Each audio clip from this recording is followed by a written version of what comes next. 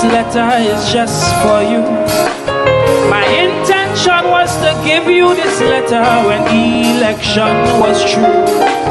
But since Dr. Rowley was stepping down, I figured I couldn't wait. I'm reading it now. I'm reading it now. Before it's too late. Before it's too late. I hear people say the PNM wasting the nation's time.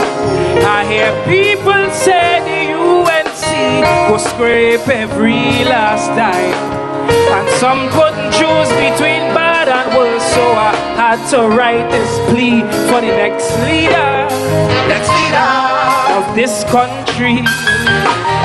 Cause we need to see a nation full of success. We need a leader addicted to progress. Someone who's not here for the money and always giving us transparency. A leader with a clear destination and a direction that we will see. Most respectfully, to whom this may be.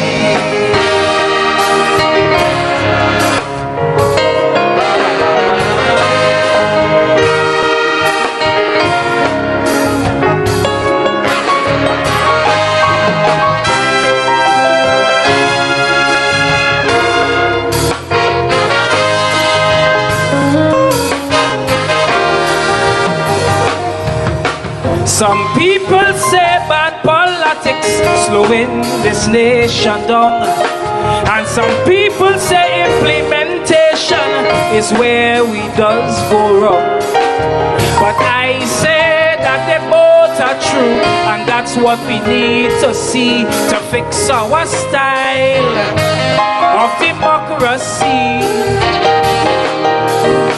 Some people say this moving world keeps on evolving, and some people say our infrastructure needs some upgrading.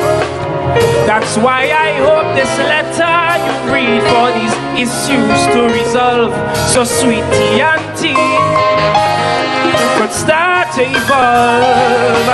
Cause we need to see ministries that competent, information you'll get in 10 seconds, public servants who will answer the phone and give you advice with a pleasant tone. A bank run should take you the whole day.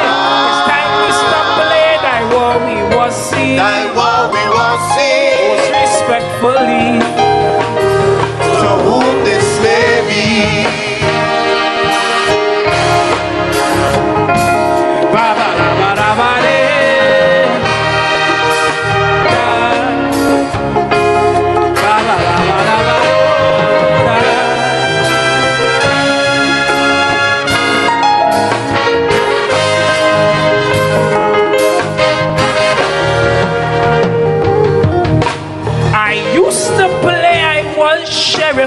when I was a little boy, but when I see they arrested Earl, I'm glad my gun was just a toy.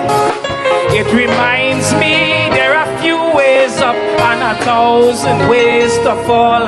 It's not just for one, but that goes for all. Many leaders in this land could be guilty or innocent, and it's hard for the people to truly know, so they will judge your intent. So before you walk in that big office, take a look at your character and have a long chat with Almighty Father. Cause we need to see power without ego. Take a ride on the bus, let people know. Don't be too much on your high horse, but be confident whenever time calls. Careful how much your leaders put one pot. Them things have to stop. Thy war we must see. Thy war we must see. Most respectfully, to whom this may be.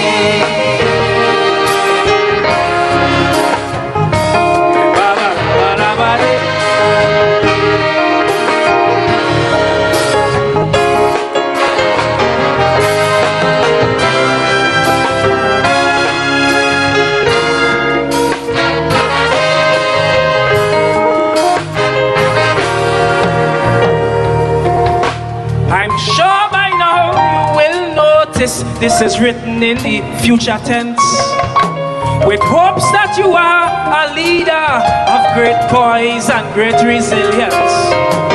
One who structures TNT with its local policies, not from global powers, but what the nation needs. I'm not going to lecture you on what's right and what is wrong, but I ask you based on the people's needs, keep your ears down on the ground. And don't be like Gillian Bishop and not care what the people think, cause you could still learn from the babes and sucklings. Cause we need to see TNT in the World Cup. Innovation from young people don't stop. A culture industry to hang the emblem high. So soca go stop trying to eat the pie. A leader who strike paying to criminals, that is critical. That's what we will see. That's what we will see. Most respectfully, To whom this may be.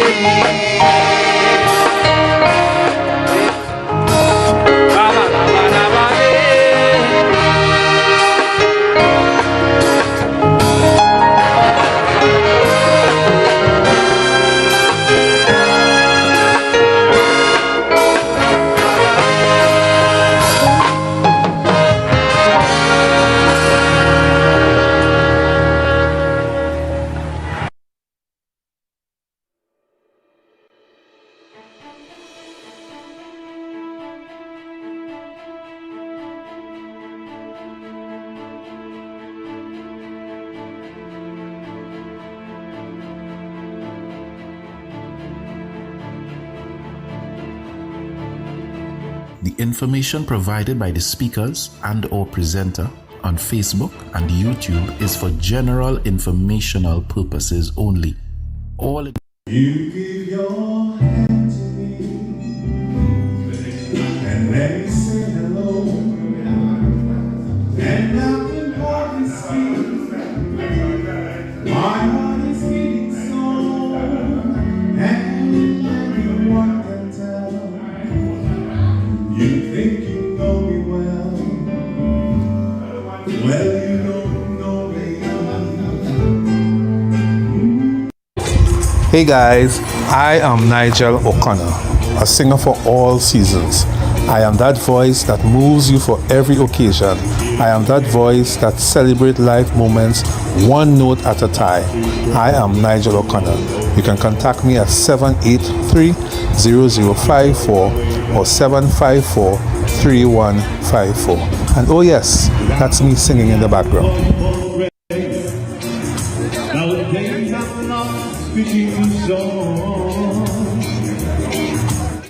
Brown Eyes Promotion presents We Outside Tobago Carnival 3, October 24th to 27th, an all-inclusive package, inclusive of breakfast, lunch, and accommodations. Smith Drive, Lowlands, Tobago, opposite Gull City Mall. Limited spots. Book yours now. Call 713-4029. Accommodation options: 1 bedroom with a kitchenette, 2 beds, up to 4 people, or 2 bedrooms self-contained, 6 people max, queen size, plus single beds. Check-in time 2:30 p.m. Check out 11 a.m. Limited spots available. Prices with breakfast and lunch: $2,000 per person. Breakfast only $1,700 per person. Half payment due by July 31st. Pay off by September 30th. Non-refundable. Payment plans available. For more info and to book your spots, call 713-4029. We Outside Tobago Carnival 3 from October 24th to 27th. All courtesy Brown Eyes Promotion. We do not own the copyrights for the song playing in the background.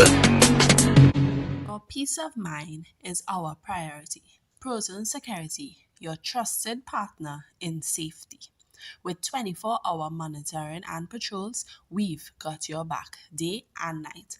Affordable, reliable, and always on guard. Proton Security offers top-notch protection for your home, business, and everything in between.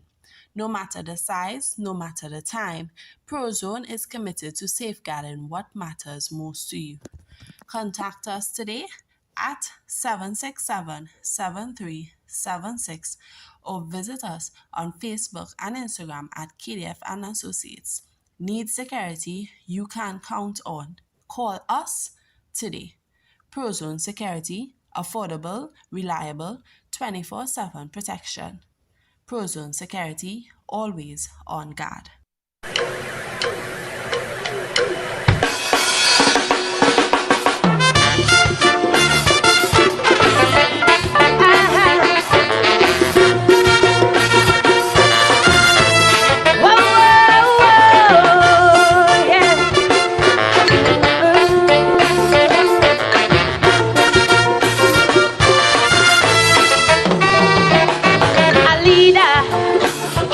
Choose a leader. That's the most relevant question today. Now that the man retire, people spitting fire, and every talking head having their say. For in this mixed up land that we call Trinbago, many times the Dutch just spoil on to race. They say that one side like African and the next prefer East Indian, but this way of choosing leaders is a disgrace. Yeah, why? Because a leader must help his country to rise. A good leader, Be able to motivate and then mobilize. a good leader, And a leader must be one whose vision is clear, holding ethics and integrity. a good leader, Oh yes, a leader should be humble and polite, not wrapped up in ego, arrogant, always picking fight, not a tyrant or a dictator. That is not what this country needs. That will only make my nation lead. His first goal should be service, not self-advancement or greed. Blessed is the one who was born to lead. Oh, good leaders are born, not made. Setting standards is get trade. Blessed is the one who was born to lead. A mentor, a teacher, a trainer. Experience is their greatest tool. Should be discerning, yet forever learning. One who doesn't gladly suffer fools. And in a world that loves a maximum leader, he must know when to let go and delegate. Must be the most able of his peers, not driven by petty fears. And though he can, don't always dominate. Because a leader must be blessed with wisdom also. a good leader, Oh, when to take in front and when to follow. a good leader, And a leader must be the one to set the template. So those coming after could duplicate. a good leader, Oh yes, a leader should be humble and polite, not wrapped up in ego, arrogant, always picking fight, not someone seduced by flattery. That is not what this country needs. Not stumbling about like a tumbleweed. His heart should beat with courage, not be coward or weak-kneed. Blessed. Good leaders are born, not bad. Being a mentor is their trade. Blessed is the one who was born to lead. We don't want someone always thinking small. No, no. no, no, no, that's not a leader at all. At all, at all. One who always booze, drinking alcohol. No, no, No, no, that's not a leader at all. at all, no Casanova, always chasing skirts. No, no,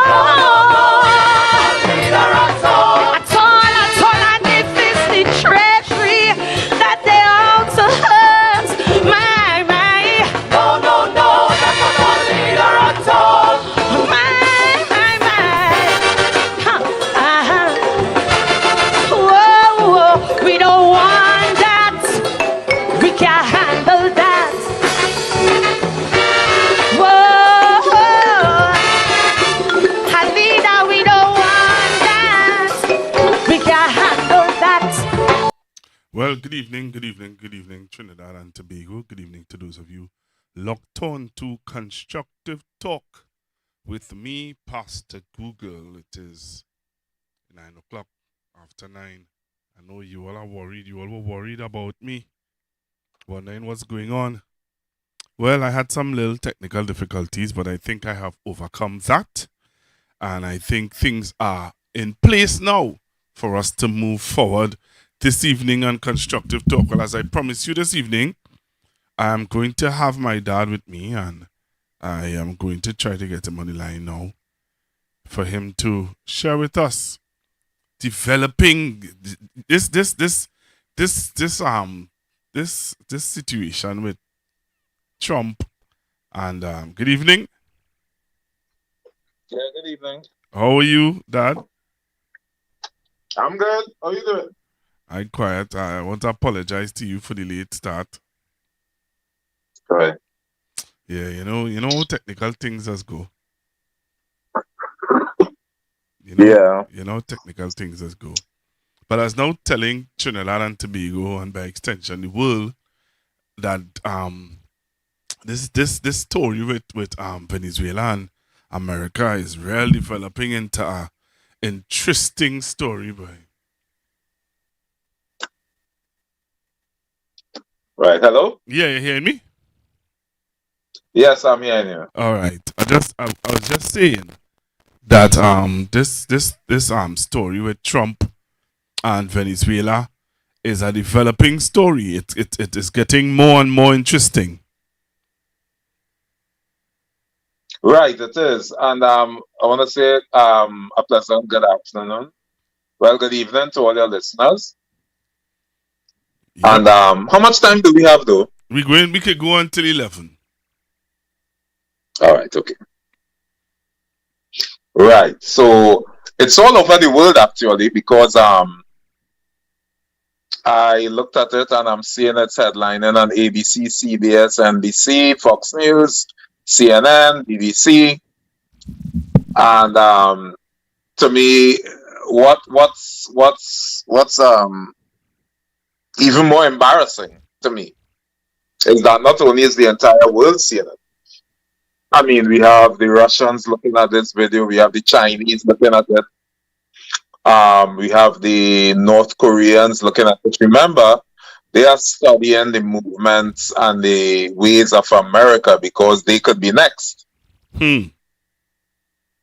So anytime America makes a move, like what she's doing now in Trinidad and Tobago and Venezuelan waters, her actions are being scrutinized very closely by the likes of North Korea. They are looking on very intensely.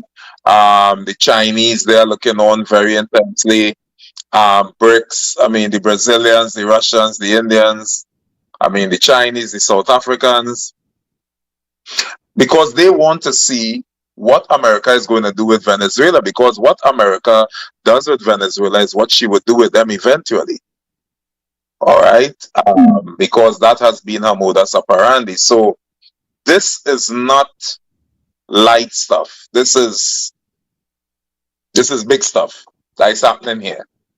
What I find even more interesting is that there's this video of this little pirogue, this little dinghy. It doesn't even have a cover. All right? There are 11 warships in the area. These warships have nuclear weapons, they have Scud missiles, they have Tomahawk missiles, you know, and America is here, 4,500 sailors, 2,500 soldiers. And you're going to leave the shores of Venezuela, 11 men belonging to the gang of Tren de Agua are going to jump in a little dinghy, no longer than any boat used by our fishermen in Toco or whatever. And you're going to stash it with cocaine. All right, there's no cover, and you know these satellites. And you're going to sail out into the ocean in full view of these American satellites.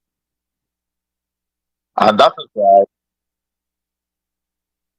What is that? No, you go ahead. Sorry, I was making sure that you're singing proper. Right. So You're going to sail out into the waters, all right, surrounding Venezuela and Trinidad. And as Marco Rubio very jokingly, I thought he had to be a joke, saying that it looks as though the pirogue was heading to Trinidad. Because you see, that's convenient to say because Trinidad has already offered itself on the altar of American imperialism. All right, so it's easy to say it was headed for Trinidad. So basically, the United States of America saved the Trinidad and Tobago. That is what that is about. All right, 11 men are killed. I'm saying, where's the wreckage? Where are the floating packets of or kilos of cocaine? Where are the bodies? 11 men were killed. An entire pirogue was demolished. And drugs, quote unquote, destined for Trinidad and Tobago was destroyed. Where's the evidence? And one Venezuelan official described the entire video as propaganda and AI, and I'm not surprised. I'm telling you, that is how America operates. They are operating the same way with Israel in its fight against Gaza. They would send their missiles and bomb a children's hospital and apologize 1 week later and say they mistook that hospital for a Gaza hideout. 1,200 children dead. They would bomb a school and then say they mistook the school for and the occupants of the school for Gaza militiamen. They're doing that all the time. They're doing that all the time. And let us not forget that mistakes are made in war. Eh? Mistakes are made in war because they're using satellites and they're using all these things, that they're not giving you accurate information. And I'm very worried. I mean, this may sound a little extra, but I'm worried that some boat ride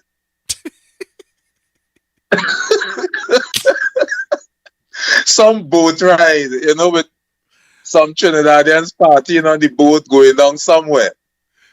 Right? And these Americans, they have their satellites watching this thing. And it's easy for them. You see, this is not funny, This is very serious. This is not funny. All right? We have these boat rides departing 6 o'clock and 4 o'clock in the evening and coming back 7 and 8 in the night. And these American satellites picking up this little object moving in the ocean.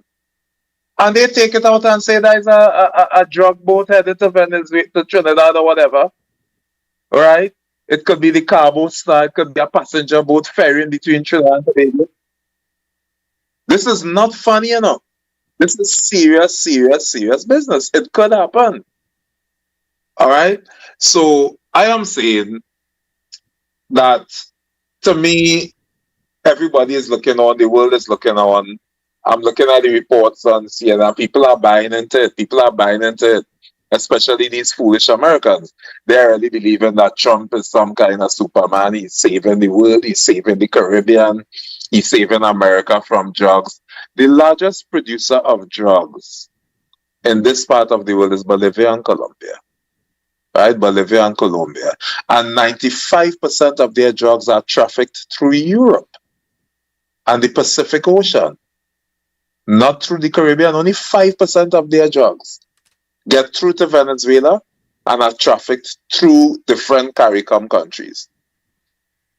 All right? Now, it's a large amount of drugs. So that 5%, even if 1.5% gets into Trinidad and Tobago en route to the United States of America, it's enough to cause a lot of strife and street wars and, a lot of killings here in Trinidad and Tobago. Right. All right. But what I'm saying is that the volume, if you want to stop the volume of cocaine and heroin and methamphetamines and X and MDMS and Molly and all these drugs, which young people are taking, they're taking these things like it's nothing now.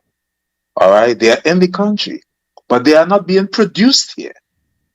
Okay. But the large amounts of these drugs are not being passed through Trinidad and Tobago and Venezuela, just 5%. The majority are being passed through from Bolivia and Colombia, 95% through the Pacific into the United States, which is the largest market in the world. What Donald Trump needs to do, he needs to work on the addicts, the junkies, right? That America is filled with all these junkies who need these drugs. All right, America is the largest market. England and Europe have the second largest market. So these drugs are passing through the Pacific. They're not coming through here. That's too long a route. You see, so all these operations, 11 warships and Scud missiles and Tomahawk missiles and all of that, that's overkill. You know? And I believe that the tragedy of the situation would only hit us when a terrible mistake is made and they end up bombing some boat from the Great Race or some kind of thing, some boat ride or some Cabo Star. Yeah, a mistake like that would wake up this nation to understand the risk that we have exposed the country to in siding with America. Now, America would have gone ahead with their operations whether or not Kamala had cooperated. But what I'm saying is that the extent of a cooperation and opening up Trinidad and Tobago and saying, anything you want to do, do. Anywhere you want to go, go. Anything you want to say, say. We are 100% supporting you. I have a problem with that. But my thing is, and just piggybacking on what you said a while ago about this period that they blow up, that they allegedly blow up. I see an allege because I was watching one of the American newscasts, and the reporter was saying that they still yet to get proper evidence of it. All right, because Pentagon hasn't released any information, and they are still waiting for proper information about this whole debacle that they're calling, you know. But my thing is, I'm a drug dealer. I'm a big drug dealer. I'm a terrorist drug dealer. I am watching news. Word on the ground. That word on the ground is all over Venezuela. That there are warships outside there. I will send 11 men on a pirogue to deliver drugs. Right. That doesn't make any sense.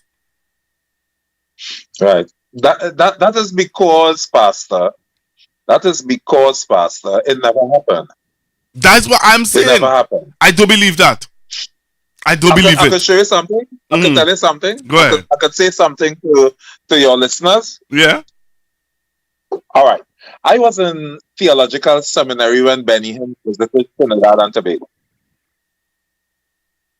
You remember when Benny Hinn visited Trinidad? You always give us this story, you know.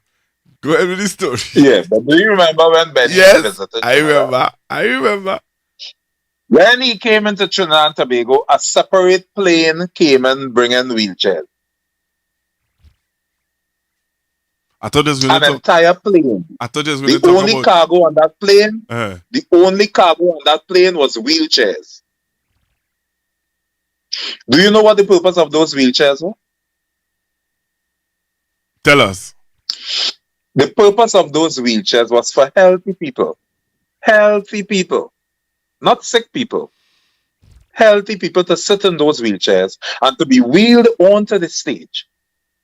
And when Pastor Hinn says, what's your problem? And they say, well, I had a backache or I had a headache or whatever, I had a stroke or whatever. And he said, be healed, for them to jump up out of the chairs. We had sick, really sick people pulling up in wheelchairs. And the ushers and the technical writers who Pastor Benny Hinn brought with him were chasing them away and saying, we don't need you here. You are really sick. And when Pastor Hinn says to arise and you cannot get up, you're going to embarrass the pastor. And our pastor is not to be embarrassed. So all the truly sick people were turned away and only healthy people were in those wheelchairs. That's why they were jumping up out of the chairs. Pastor Hinn wasn't healing anybody. I said that to say this. You see that little pirogue? You see that whole dinghy that America saying they blow up?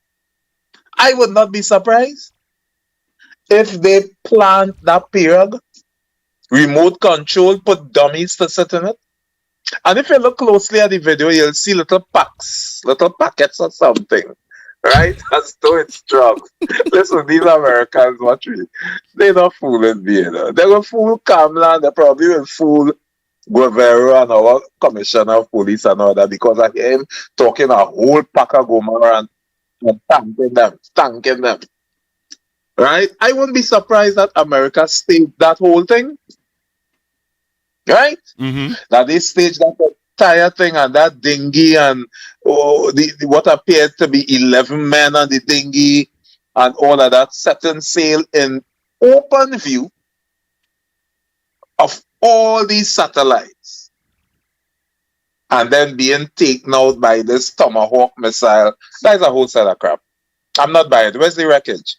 Where's the floating debris? All right, where's the evidence? America loves to show off. Right? They like to show how they took you out. All right? And it doesn't make sense. All right? They had to go and hunt for Osama bin Laden. And when they finally found him, they did a few TV specials showing how they found him and all that. And they said that they wrapped him in a cloth and gave him a Muslim burial and buried him in the sea. No evidence was ever produced to the public. I do trust America. Probably they got him, probably they didn't. My policy is I don't believe anything the American government says, especially under a lying president like Donald Trump. I just watch certain men in Trinidad and Tobago and then just look so much like Osama. I sometimes wonder if that one they come Trinidad and chill it out.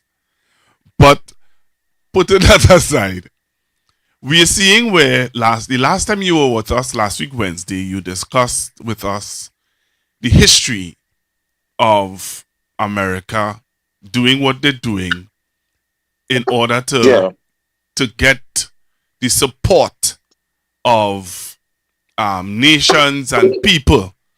So I looked at several news reports and I would have pulled clips from it.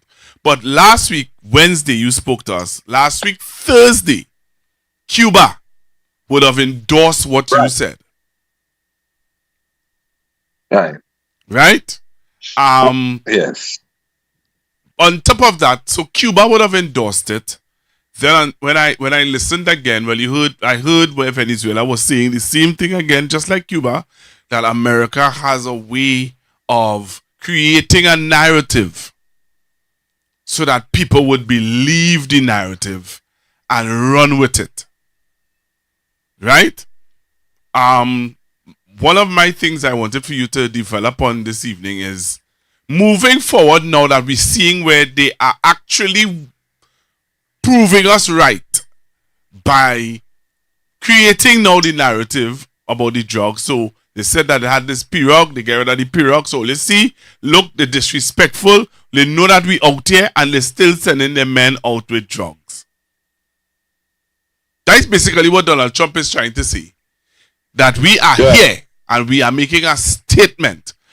And even though we are here making a statement with our warships, they're so disrespectful that they send men out to carry drugs up the Caribbean. So my thing is that the narrative that you would have thought us last week to look out for, we are seeing it. What else would America seek to do? Because in one of their newscasts this week, a gentleman said that the narrative will change. Because how long will they keep the narrative of the drug trade? They will have to now say, but this is why we have to take over the Maduro regime. Right. All right. Can I share something with you? Yeah.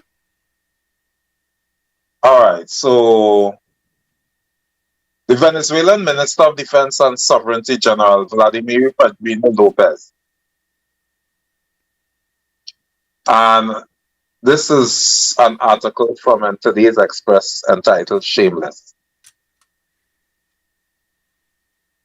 In denouncing Trinidad and Tobago's welcoming of American military presence in the region and recalling centuries-old fears that Trinidad could serve as a launching point for foreign incursions through the Orinoco River, his statements come as guided missile destroyers and ships carrying 4,500 sailors and 2,200 Marines. Now, 4,500 and 2,200, that's 6,700 men. Because those sailors are also soldiers. Yeah. Have made or are making their way to the region as part of what the U.S. President Donald Trump's administration has called an effort to combat drug trafficking. Remember, that's the propaganda. The propaganda is the lie. The lie is the narrative. The narrative is the story that you are selling to the world in order to gain the support of the world and the support of the American public. Remember, America is moving unilaterally under Donald Trump. They're not seeking the support of the United Nations. They're not seeking the support of the European Union. They're not seeking the support of CARICOM. And as a matter of fact, they made it very clear today, Marco Rubio and Donald Trump. No, not Marco. Donald Trump himself said, we did not ask anybody in CARICOM for help. Which is another very interesting angle. Because I'm saying, if Kamala Persad-Bissessar was a good negotiator and a proper leader, what you would have done is say, here with America, we don't agree too much with Maduro and what they're doing and all of that. But you see Guyana, kind of, if Venezuela decide to touch Guyana or whatever, we can't help you there. We can't help you there, okay? But with Venezuela, yes, we have a problem there or whatever. So, here what? If you want to use some of our bases on a limited basis, give us $2 billion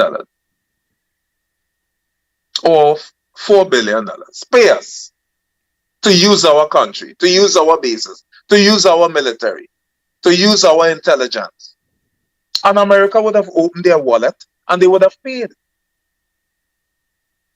Kamala didn't negotiate, you know. She didn't make an offer, you know. America have money. And when America needs a country to use as a base or as a proxy, they pay you. We are getting no money from this. We're not getting a cent from this. Oh gosh, let me get 10 billion now, boy.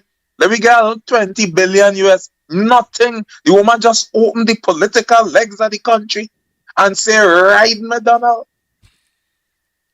And Guevara saying thanks. Right?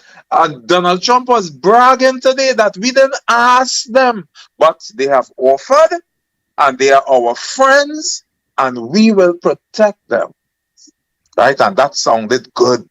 A lot of people felt comforted by that. Okay, America is here, and America will protect Trinidad and Tobago. But based on this statement I'm reading here, I'm going to show you what their next move will be. Because so far, Pastor Google, our predictions and your hunches on this program has been correct. Yes. So this is the place for our list. I hope everybody who is listening, I want you to tag a friend right now. Go open up your phone, open up whatever, and tag a friend and tell them to log in to this program. The handle is, let me see if I can remember it from memory. Let me see how good my memory is. It's HTTP, which is Hypertext Transfer Protocol, / Let me see. It's Pastor Google. It's Pastor Google? Yeah, Constructive Google Talk. Yeah, let me just make sure I give the people the right information. Let me just make sure I give them the right information. And I want you, all of you who are calling me and arguing with me and telling me, Pastor, where the program? Where the program? It's taking too long to come on. All right, so now is the time. Now is the time. It's HTTP Hypertext Transfer Protocol, / youtube.com//twice www.youtube.com/@pastorgoogle. All right, that is what you need to send. My good friend who called me, all right, and said she's a loyal fan from Arima. She said that tell Pastor Google I won't be able to log in tonight. She said, oh gosh, I want to log in, but it have the cricket.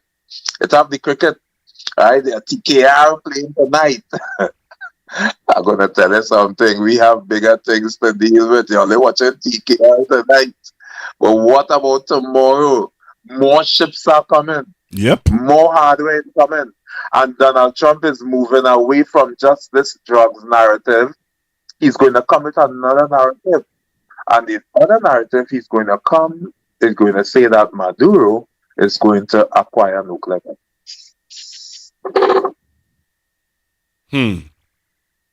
That is the next move. Oh, they're acquiring nuclear weapons. Because look, India and China, right, and all these countries, they had it, and Russia, and they had a summit. And they're acquiring nuclear weapons, and that will be the okay, because all these ships he's bringing and all these Scud missiles and Tomahawk missiles and all of that coming in. You don't need that to stop a few small little boats like what they allegedly did today. All right, one little American ship could have done that, but they are looking at the bigger picture. They have to find a reason, and they have to sell a narrative in order to justify an invasion. And with that invasion, there would be an air assault, because America can't fight on the ground.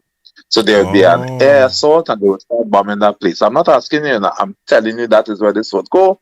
And they say if the Venezuelans try to destabilize the Trinidad and Tobago regime, and they start to come over here en masse, and they have their 4.5 million soldiers, because the population of Venezuela is 35 million, right? And they try to invade Trinidad and Tobago, America is going to stop them, and everybody in Trinidad feeling nice. All right, the great Americans, they're going to protect us. History has shown when America makes an invasion and an incursion and they fail, as they have so splendidly done over the years, they do what people do when the sex ain't good, they pull out.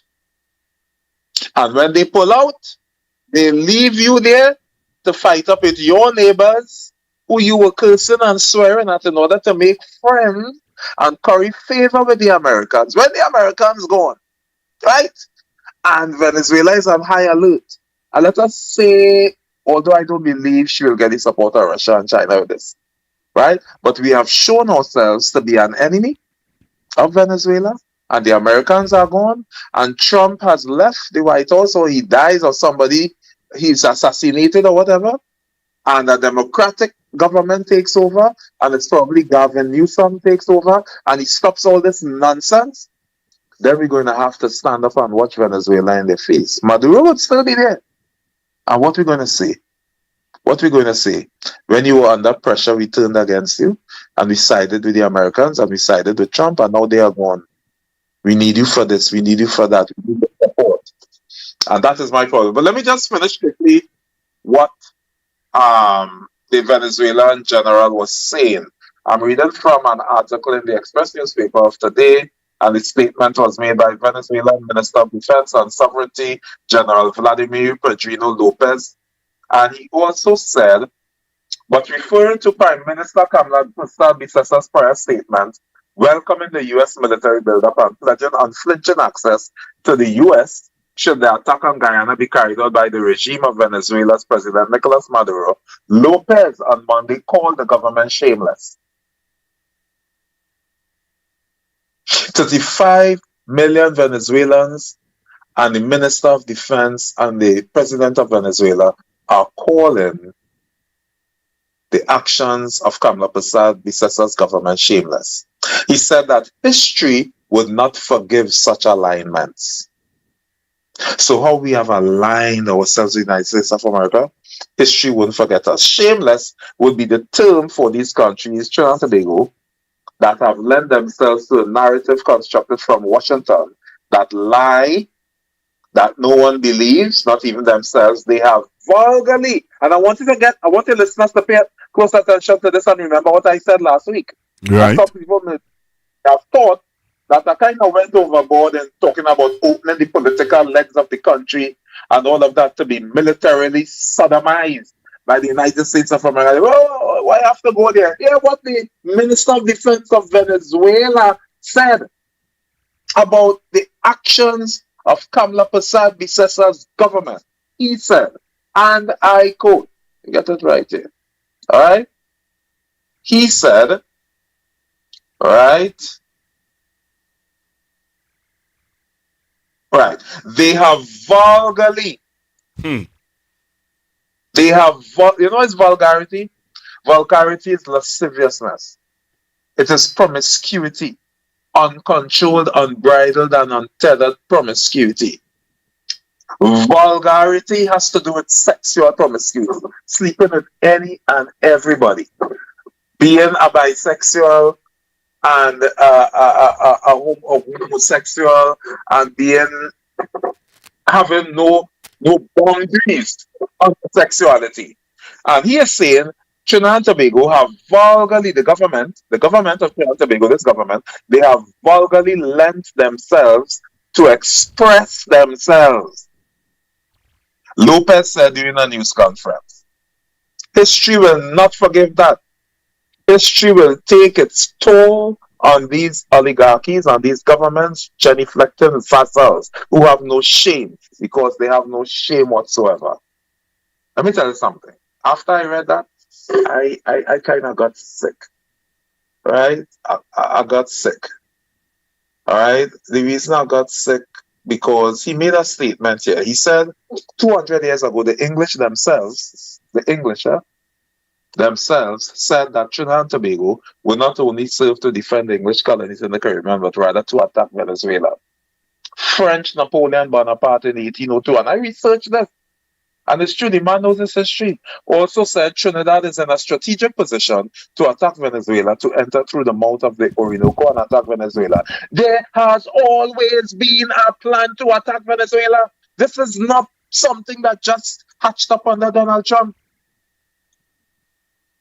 The English and the French and now the United States of America, they were always watching Venezuela and always watching their oil.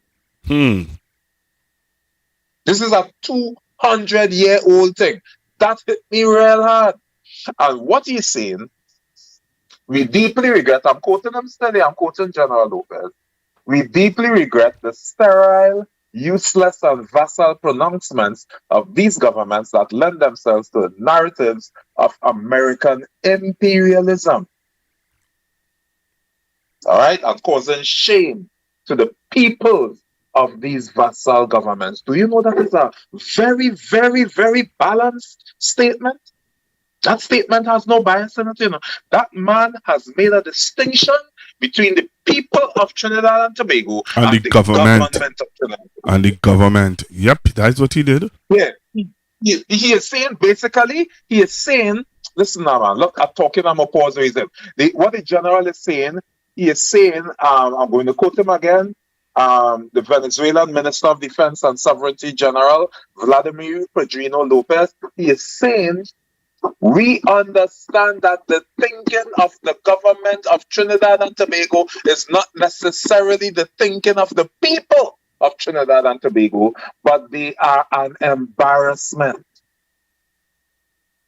to the people of Trinidad and Tobago, because that can't be right. And that brought me to ask the questions, where are they now? Where's Gary Griffith? Where's Gary Griffith? He's still trying to get a job in the government. That Philip Alexander. Was trying to save Gotham City. Yeah, but he is trying to get a job in the government, and you have people like Philip Alexander still embarrassing him. Yeah, but where is his voice? What is Gary's position on the American military presence in Venezuelan waters? What about Philip Alexander? Philip will fix it. Where is he? He agree with the Prime Minister. I'm going to tell you something, eh? You see, we Trini, sorry, I have to take blame too. But we Trini, I set a cowards, you know. Set a big mouth, and set a big mouth and big mouth. Now the Americans say everybody quiet. Where Philip? Philip will fix it every Monday morning. Philip cussing everybody.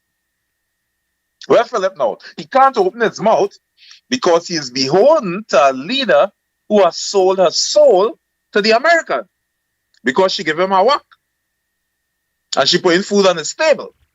So even if he has a different position, he cannot voice it because he's a coward, and that is what he always was. Gary is quiet, Philip is quiet, Alexander, Big Bad Alexander, Minister of Defense or whatever. What is your position? None of them dare. I challenge any one of them. None of them dare take a position that is antithetical or in opposition to Kamala's position. What about Sturge? What about Sturge? All that belly and no guts. Right? What about Sturge? What is his position? They can't take a position against Kamala because they are in her government. And none of them have the balls or the testicular fortitude to stand up against her. So, what the Americans say and what Kamala says, we have to go along with it. And to me, that represents the character of Trinidad, the Trinidad man. You know, Stalin spoke about the Caribbean man. We talk about the Trinidad man. The Trinidad man is a loud mouth. The Trinidad man is a funny man. The Trinidad man is somebody who likes to talk a lot of nonsense and make jokes. We have all these comedians, you know, they're always on social media and all of that. The Trinidad man is somebody who plenty talk. Like Gary Griffith and Philip Alexander. Talk. But when it comes to stand up to a real man or to a real issue, all of them quiet. Where's Roger? Where's Ansel Roger? I'm calling out Ansel Roger. Right? Big union man, always standing in solidarity with Cuba when it was Castro. Right? Always standing in solidarity with Hugo Chavez. I forget you, Roger. Right? Always standing in solidarity with Maduro. Right? Because all the union men like to present themselves. Always presented themselves as for the people and the working class and all that. Come and fire 30,000 people, 10,000 CPAP workers. Right? She slashed 360 contracts. Right? Roger, you say a word. You say nothing. You know why? Because he crawl up under Kamala dress. Right? And fold up himself under she half slip. Right? And he can't say a word. Right? All of them. I said them out. Where Roger? What's Roger's position on this? Are you standing with Maduro, Mr. Roger? I heard you say you stand in solidarity with Hugo Chavez when Chavez was there. Maduro is the successor of Chavez. I heard you say that you stand in solidarity with Cuba and Castro, right? Because all these union men and all these Marxists and all that said that nonsense. Where's your voice now, Roger? Ansel Roger. Where's that time? Right? I remember when it was Hurricane George, right? Was kind of shaky on a certain position in the union. That same Ansel Roger come and he say, who Hurricane George? That is Drizzle George, right? They call him Drizzle George because he ain't no hurricane again. He is no longer a force to be reckoned with. That Ansel ERL mouth, right? So where's Drizzle Ansel now? Can't hear Ansel Roger at all because he trying to get a 10% for public servants and trying to negotiate something with Kamala and she give his boys all work in she government and he can't come and say anything that is against her. But Ansel, I'd like to hear what's your position on this now. Even the PNM people, Dr. Rowley, Stewart, right? Now, the agreement for America to come here and all of that was kind of signed under the PNM government too. But everybody quiet now because the Americans here. And nobody want to say anything to offend the Americans. Next thing they get into office. And you know, you have a backlash to face. And that to me is the dilemma of our country. We have put these people in power. We have given power to Kamala and the UNC. But they are set of cowards. They're scared of the U.S. Let me tell you something. The U.S. would have protected us whether or not we had offered ourselves or our services. They would have looked out for everybody in the Caribbean. They would have done it. What about the other countries? The other countries were silent. They didn't open their mouth and say anything. But this is going to escalate because America's aim, based on what the hardware they are sending into the region, is to invade Venezuela. This is an invasion. This is not anything to stop no drugs. It's an invasion, a pending invasion. I saw this evening where on the news the CARICOM leaders, the CARICOM foreign affairs leaders, all of the CARICOM leaders, excepting our CARICOM, our foreign affairs minister, would have signed a petition to America telling them that the next time they do or they going to do anything like that, they need to make them aware and give them the logistics and the whatever, because it is unfair for them to be doing things like that and not in the Caribbean waters and not giving the relevant authorities enough information to go with. But I want to play for you, I want to play for you how much people are upset, because it's all over the world where persons are saying that the statements by the Prime Minister of Trinidad and Tobago is out of timing. Kill them. She said kill them, Kill them violently. Something's wrong. Something is wrong. Right? So let me play for you this clip from the news with Ms. Bissessa. And then I have a clip I want to play for you from the American news for you to listen to also. Foreign and CARICOM Affairs Minister Sean Sobers on whether he's among the CARICOM group of ministers to sign the letter to the United States Secretary of State. However, there's been no response up to news time. The Prime Minister Kamala Persaud-Bissessa's support for the deadly U.S. attack and her pronouncement that traffickers should be killed violently is now generating international media interest. The controversial statements, originally reported by the Associated Press, have since been picked up by CNN. As a result, it has escalated discussions on the matter beyond this country's borders and across the United States. The case has thrust Trinidad and Tobago into a broader international debate over the legality, morality, and proportionality of the hardline approach by America's new anti-drug cartel policy in the Caribbean. The Prime Minister is reinforcing her position, saying her priority remains protecting the people of TNT. According to her, for more than 25 years, narco traffickers have unleashed, quote, hell upon Trinidad and Tobago. She adds, these cartels prey on youth, destroy families, and profit from misery. Persaud-Bissessa argues that the threat posed by organized crime networks such as Venezuelan cartels demand decisive action and cooperation with allies, even when such moves spark debate. She stated, quote, I stand with law-abiding citizens and I stand with those who are willing to fight against these criminal cartels to help us have a safer country. What's your view? Right. So, yeah, hello? Yeah, go ahead. Right, let me share something with you, right? When America designates a group a terrorist group, it triggers a license to kill without trial. Oh. A lot of people don't understand that. The designation, all right, so let us say America designates the Jamaat al-Muslimin as a terrorist group. It gives America the right in international law to come here and kill all members of the Jamaat al-Muslimin. Wow. So in designated Tren de Agua, a terrorist group, America don't have to arrest them and bring them to trial and try and extract information from them under interrogation. America could kill them. Okay. And Kamala, I don't know if she's aware of that. That Tren de Agua has been designated as a terrorist group.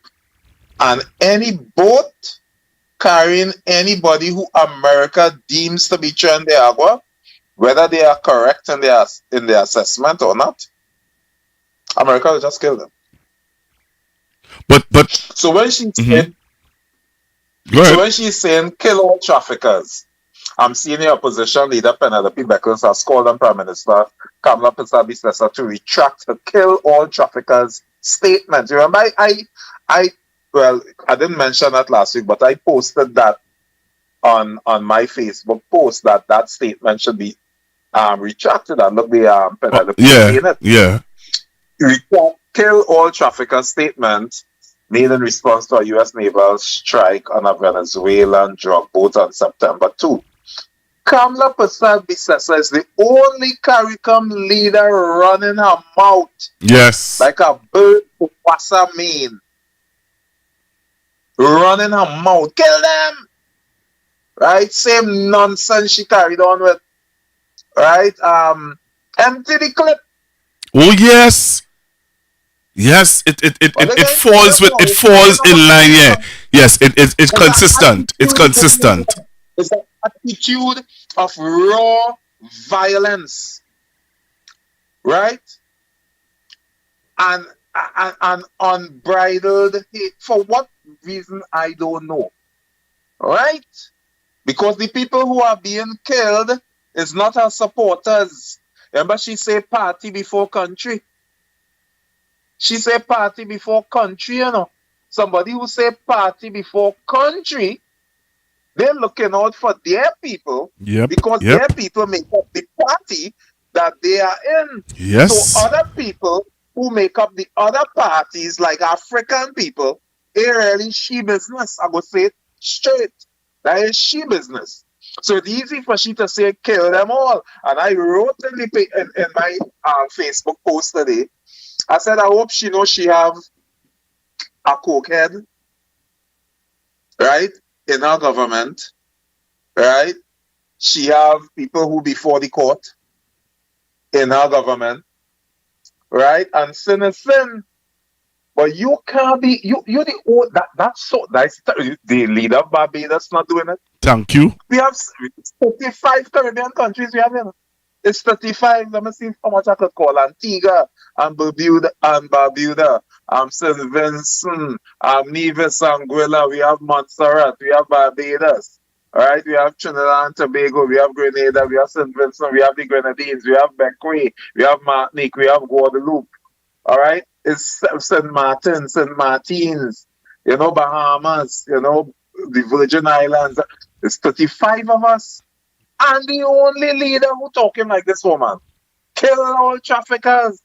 Kill them all. Kill them violently. She's describing how to kill them. Same nonsense. Empty the clip. Empty the clip. No responsibility. But that's what we voted for. And that's who people put there. So we had to take what we get.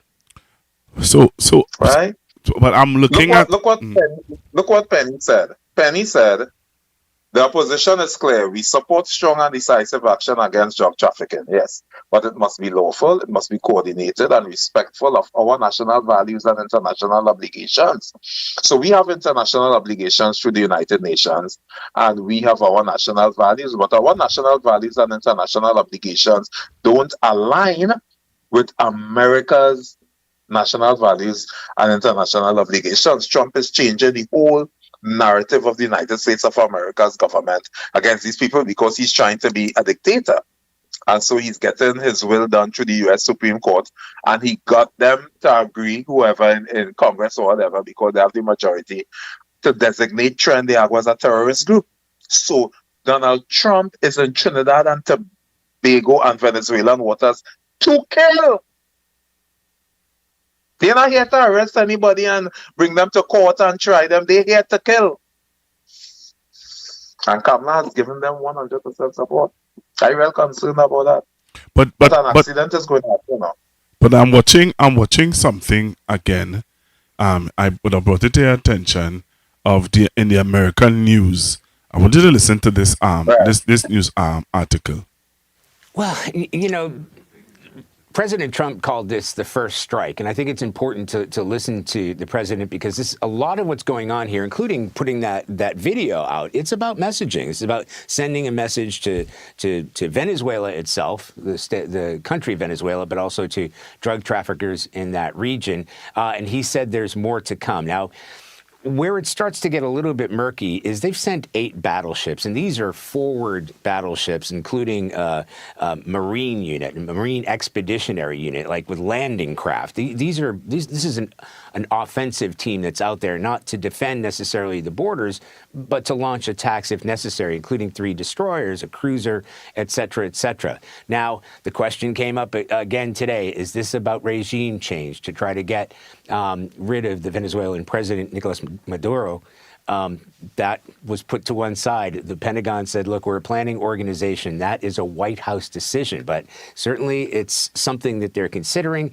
And whether this is about optics or whether it hasn't been decided yet, this might turn from a drug interdictory to something more serious. What do you think about what he just said? And that is CBS, and that is CBS News. Yeah, but I am fully in agreement. I'm fully in agreement with what he said. Right. And I don't believe it might turn into something more serious. I believe it will turn into something more serious. But America has to find the proper propaganda narrative. The proper propaganda narrative. And the narrative is the drugs. So the narrative that they would push forward first is the drugs, and then from there they will move into the narrative of, hey, we need a regime change.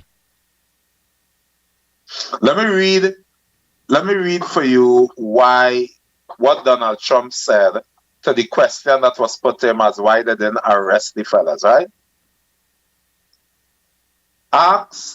President Donald Trump on Wednesday justified the lethal military strike that his administration said was carried out a day earlier against the Venezuelan gang as a necessary effort by the United States to send an unmistakable message to Latin American cartels, right? He's trying to send a message to the cartels.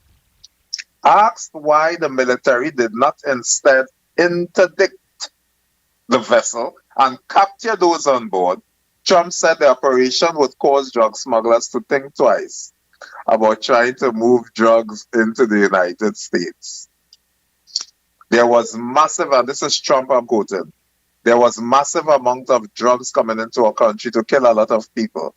And everybody fully understands that. Trump said while hosting Polish President Karol Nawrocki at the White House. He said, quote unquote, quote, obviously they won't be doing it again. Right? Obviously, they wouldn't be doing it again, and I think a lot of other people wouldn't be doing it again.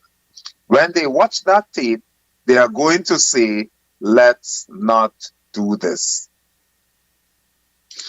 Tuesday's strike, I want your listeners to get this, I want you to get this, Pastor. Tuesday's strike was an astonishing departure from typical U.S. drug interdiction efforts. At a time when Trump has ordered a major Navy buildup in the waters near Venezuela. So what we are saying, later Wednesday, Secretary of State Marco Rubio warned that such operations will happen again. So what they are saying is that all these ships and all these missiles and all of that they are sending in the Caribbean is not their normal MO. They're up to something. That is not how they normally move. When they try, you know how when they when they go into Colombia, let's say to destroy drugs and things, they just send a few helicopters, and a few Marines. They rappel out of the helicopters and they torch a few marijuana plantations and they get out of there. That's how they move. They don't send all those warships and all of that. So this will escalate. This will escalate. Right. But what is interesting is what is the lie they're going to try to sell to the world and to their citizens to justify actually invading and bombing Venezuela. So what do you think would be the lie, or what do you think will be the narrative that they will have to sell to their citizens and to the world, and by extension the Caribbean, so that persons would buy into the story? Because the narrative is being pushed on TikTok, on social media. The narrative is, I'm looking at how much of these social media activists just creating these videos and showing you all these different narratives. What do you think they would come up with to convince the people of what we played a while ago from the news CBS News where the guy said, "Hey, the only best thing they would have to do is invade the regime or overthrow the regime." I believe the narrative is that Nicolas Maduro and his regime, they have acquired a nuclear weapon. Okay. That is what they used in Iraq. I believe that is what they're going to say. They're going to say they have acquired a nuclear weapon. Yeah, because that's what they really said about what is his name again? Saddam Hussein. That's what George Bush. Yeah, but that's what George Bush really said. Yeah, that's what they really. That's what George Bush and all of them said throughout the years. They said that they had to go in because they had nuclear weapons. Up to this day. Huh? Well, not nuclear weapons. They said weapons of mass destruction, which really technically is a nuclear weapon. Yeah. But what they're going to say now is that based on the nuclear proliferation of Russia and China and North Korea, right, that Nicolas Maduro has reached the American administration, that the Nicolas Maduro regime, they have acquired a nuclear weapon. And America can't allow Venezuela, who is right in their back door, right? They consider all here as neighbors, right? Yeah. South and Central America, right in their back door, have acquired a nuclear weapon, and they have to invade, and they have to make a move on Venezuela. I believe that would be the excuse. I don't think they could come with anything else to justify actually putting boots on the ground and moving into the man's country or dropping bombs on the man's country and killing out his citizens. They'll have to come up with something as drastic as that he has acquired a nuclear weapon. Yes. They're going to make up something, make up a fake AI video showing some Russian, quote-unquote, Russian ship offloading some intercontinental ballistic missile or whatever on Venezuelan soil, and they're going to verify the video with the fake people, and everything will be fake, and then they'll say, now we have to move in and get rid of that weapon and destroy that weapon, and to do that, we have to destabilize the regime, and that will be their justification. Don't tell me that America sent all those ships, all those submarines, all those weapons to bomb one little boat the length of what the average matelot fisherman does use, and saying that will stop them. That is nonsense. Wow. Well, it's 10 o'clock. It's 10 o'clock. I want to take some calls. I want you to stay on the line because the last time you were on, we were not able to take any calls and persons wanted to chat with you. So what we want to do, we want to play the numbers to call, and then we're going to open up the phone lines for persons to call in and interact with us. The number to call in live on Constructive Talk is 1-868-464-7003. Line.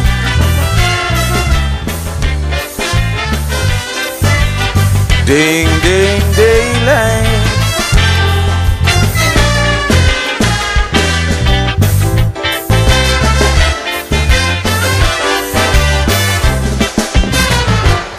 I was thinking.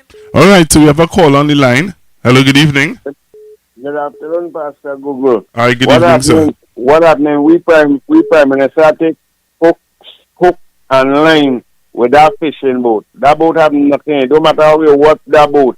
That boat have nothing. Cocaine just move on them big ship and the submarine from Colombia. It have nothing there. They just want to say same thing like what they do Saddam and the rest of people. But it's the oil they're going for. It's the oil, just the oil they're going for. And we, Prime Minister, take hook, line, and sinker. That's what happened. But remember, we have fishermen that go down there and interfere with people's shrimp and all kind of things. So when they hear the American move, them fellas can go back in the area to catch no fish. The fellas and them who working on oil rig will take straight. All right. Thank you. Thank you. Hello, good evening. Hello, good evening. Hello, good evening. Pastor Google, good evening to you and your father, sir. Good evening, good evening. Pastor Google, I want to ask a question. It's related, not directly. Well, do you recall recently where some I think it's fentanyl or something still, was missing. Somewhat was missing? Fentanyl, drugs. Yes. Have you heard anything recently concerning that? Well, I don't know. Dad, you heard anything about the drugs that was missing? Yes, I heard about the drugs that was missing. And it's fentanyl. Yes. Which is a highly addictive drug, and it's a large amount. Yes. All right. Alexander and Sturgeon, all of them were supposed to be on that, but I haven't heard anything on that. It. All right. Thank you. All right. Hello, good evening. Hello, good evening. Good evening, ma'am. Yes, I listened to the gentleman there. That's my dad. Well, try and put things in a nutshell. Number one, this will be a regional war. It will have several countries involved, including the drug cartels. These drug cartels have the gangs, and they're not going to take this line down. This country will be under siege together with Guyana. I listened to Padrino Lopez today in a conference. I don't know if it's the same thing, and maybe I pick it up today. But what the gentleman said, the gentleman said that he read something in the Express. Yes. The Express newspaper. Mm-hmm. Well, I heard Padrino saying some other things that it is sounding too good at all. What he said is that, why Trinidad and Tobago Prime Minister took that stance, stating that she is for the United States, is because after the territory, which is the Essequibo. He didn't mention the Essequibo, but is that they're behind their territory, which is theirs. It's not Guyana's territory. It belongs, the Essequibo, they say, belongs to them. Also, he said, tiene que cuidar con la mafia, tiene que cuidar. Ellos es falso, muy falso. Tiene que cuidar mucho con la mafia de Guyana y de Trinidad y Tobago. I say it so you could understand that I could understand when these people talk. What he said is, he's talking to his people, we have to be careful with the mafia. We have to be careful with these false people from Guyana and Trinidad and Tobago. So, when the thing busts, Trinidad is a little place. And every day I just listen to these people. You're talking about news from the United States. I listening to them. And I listening to the tone. I listening to the language. Right? The heavy tone when they talk. And she don't know about the drug cartels. I studied this thing for years. People who hear me talking know I know all what's going on. Nobody can tell me nothing. I know everything. And what they're not looking at is that dangerous gang from Colombia called the FARC.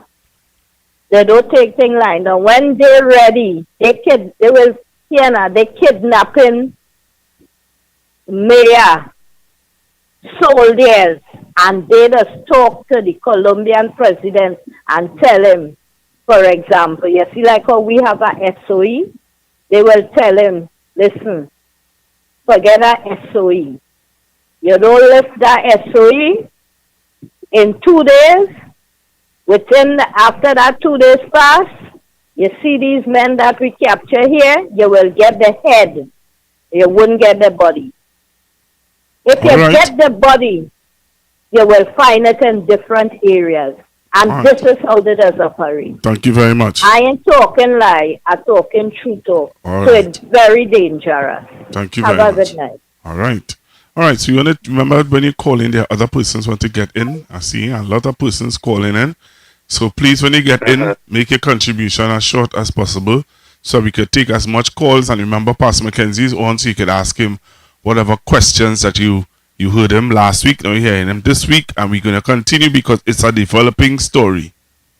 The number to call in live on Constructive Talk is 1-868-464-7003.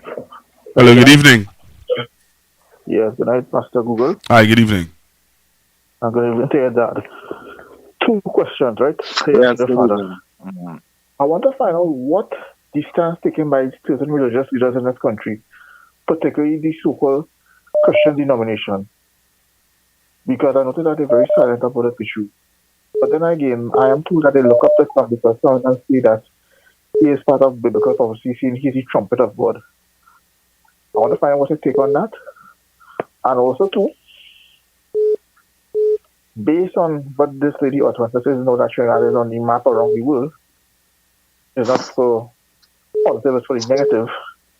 I want to find out what the fallout will be in terms of investment and tourism outcome. All right. I also want to find out, is it safe for the fishermen now to go out in the waters to fish? Will that affect fish prices? All right. I want to find out why is this too big? Why is it too big when you're not saying anything now? They're very clear, as if it will not affect them too. All right, so that's 4 questions. You said you had 2 questions, so that's 4 questions. And I just missed a foreign caller who was trying to get in.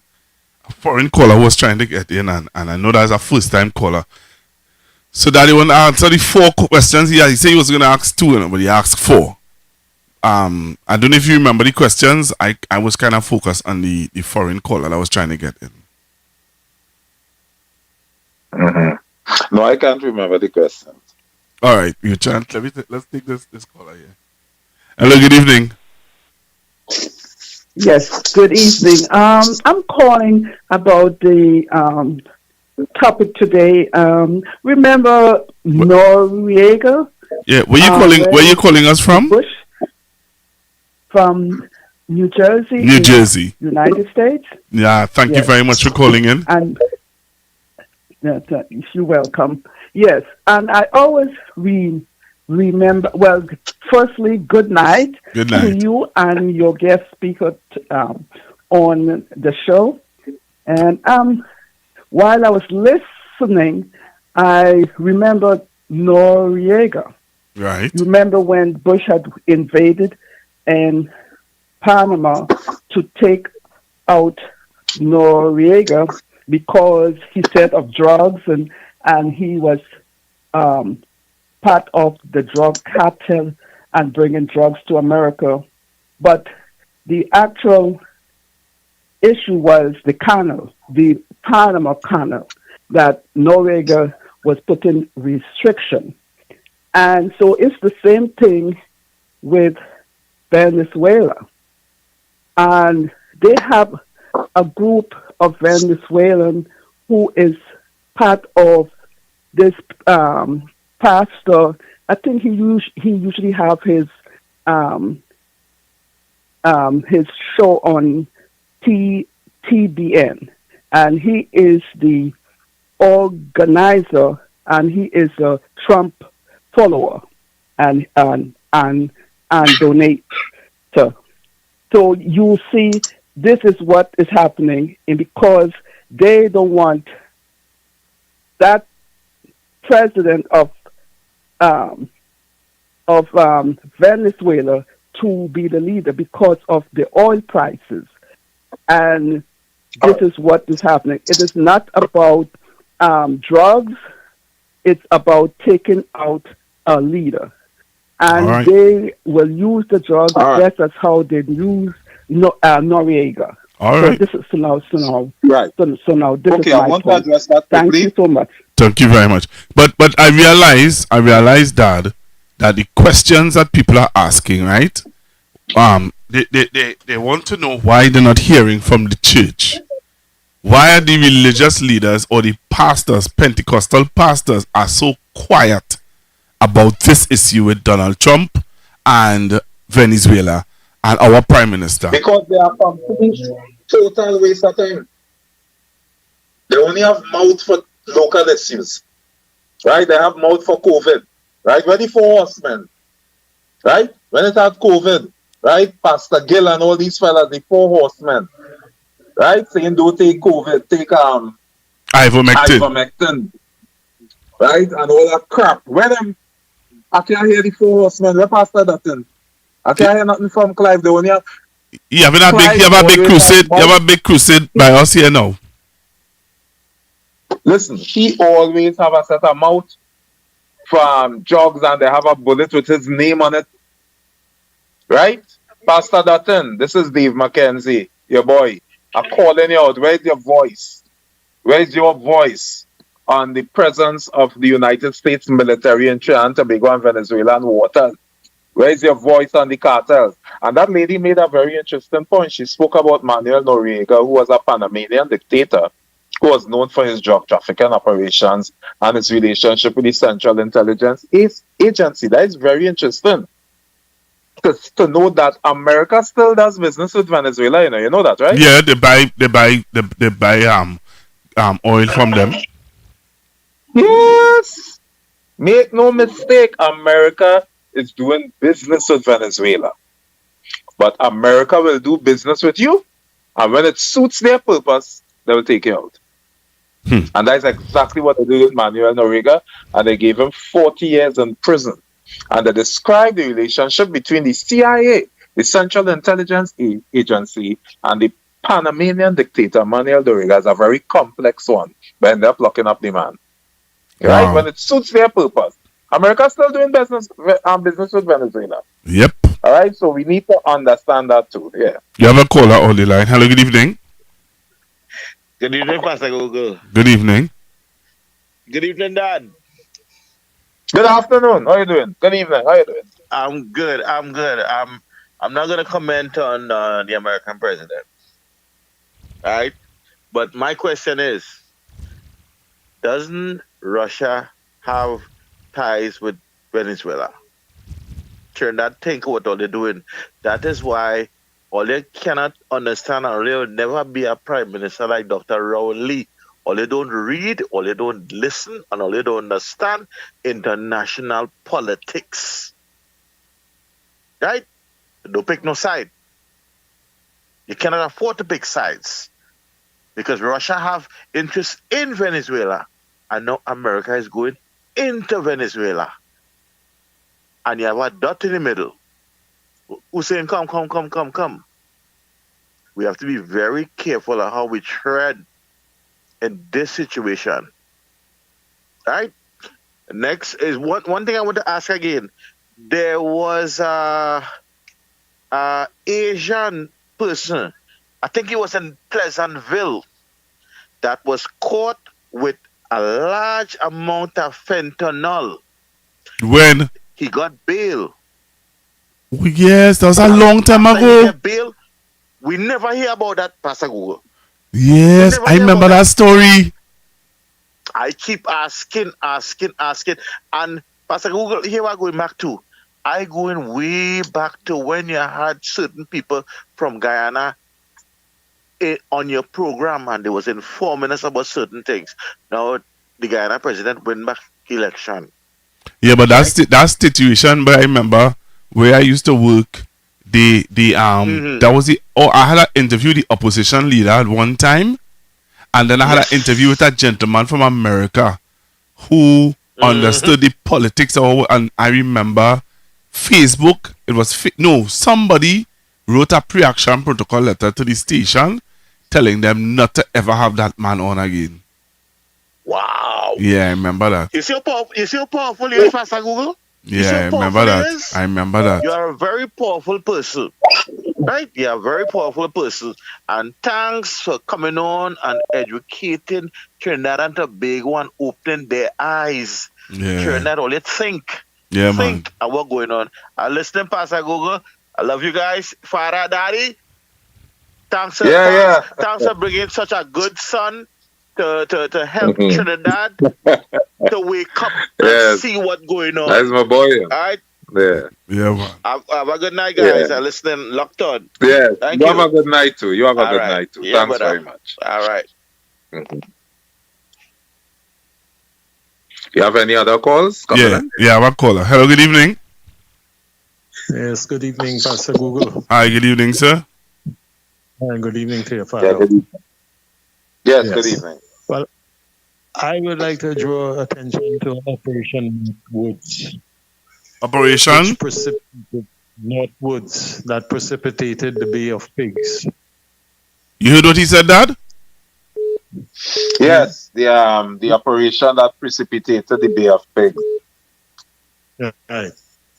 So we will see some of the elements that are taking place now by deeming our Venezuelan neighbor as a drug trafficker, when in fact the American CIA has a history of utilizing narco traffic to undermine states, communities, even within their own borders. So we're seeing this thing playing over again in the Caribbean. It's a little taste of what happened during Cambridge Analytica, where they demonized Mr. Manning in order to move him out of the. Right. And you see what precipitated after they accomplished that task. The UNC gave the oil companies carte blanche with our finances. It's the same thing going on in Guyana, but they want to get at Venezuela. Yeah.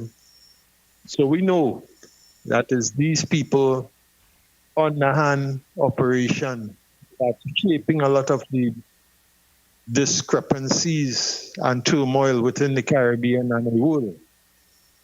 It's just that you have to look deep to understand. Yeah. The information is there. The information is there. They release state secrets that they define how they undermine nations and countries and political figures when they want to move you.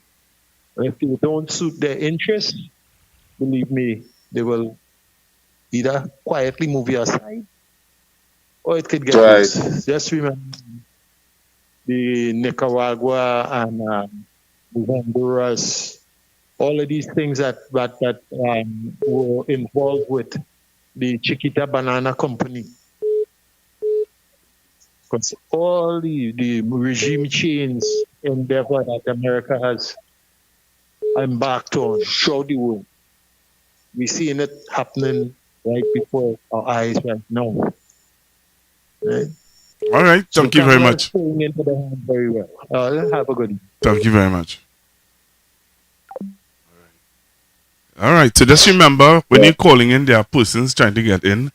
And so that one of the questions was about the church, and you answered that. Another one of the questions was about the economic fallout. Are we going? Could we, with the Caribbean or Trinidad and Tobago, experience some economic fallout from this whole situation? Right. It's according to how far it goes. Right now, they just took out one little dinghy. You know, I'm looking at the picture, the satellite image of the dinghy, and you can't count 11 men on that, you know. That is so fake. That is so fake. Some old video Trump administration pull up there. But that question you're asking, whether there would be economic destabilization in the region as a result, not yet. Not yet at all. If all they are doing, and I don't believe that, but if all they are doing is targeting these little boats with 2 and 3 men and 2 kilos of cocaine, that won't cause economic destabilization in the region.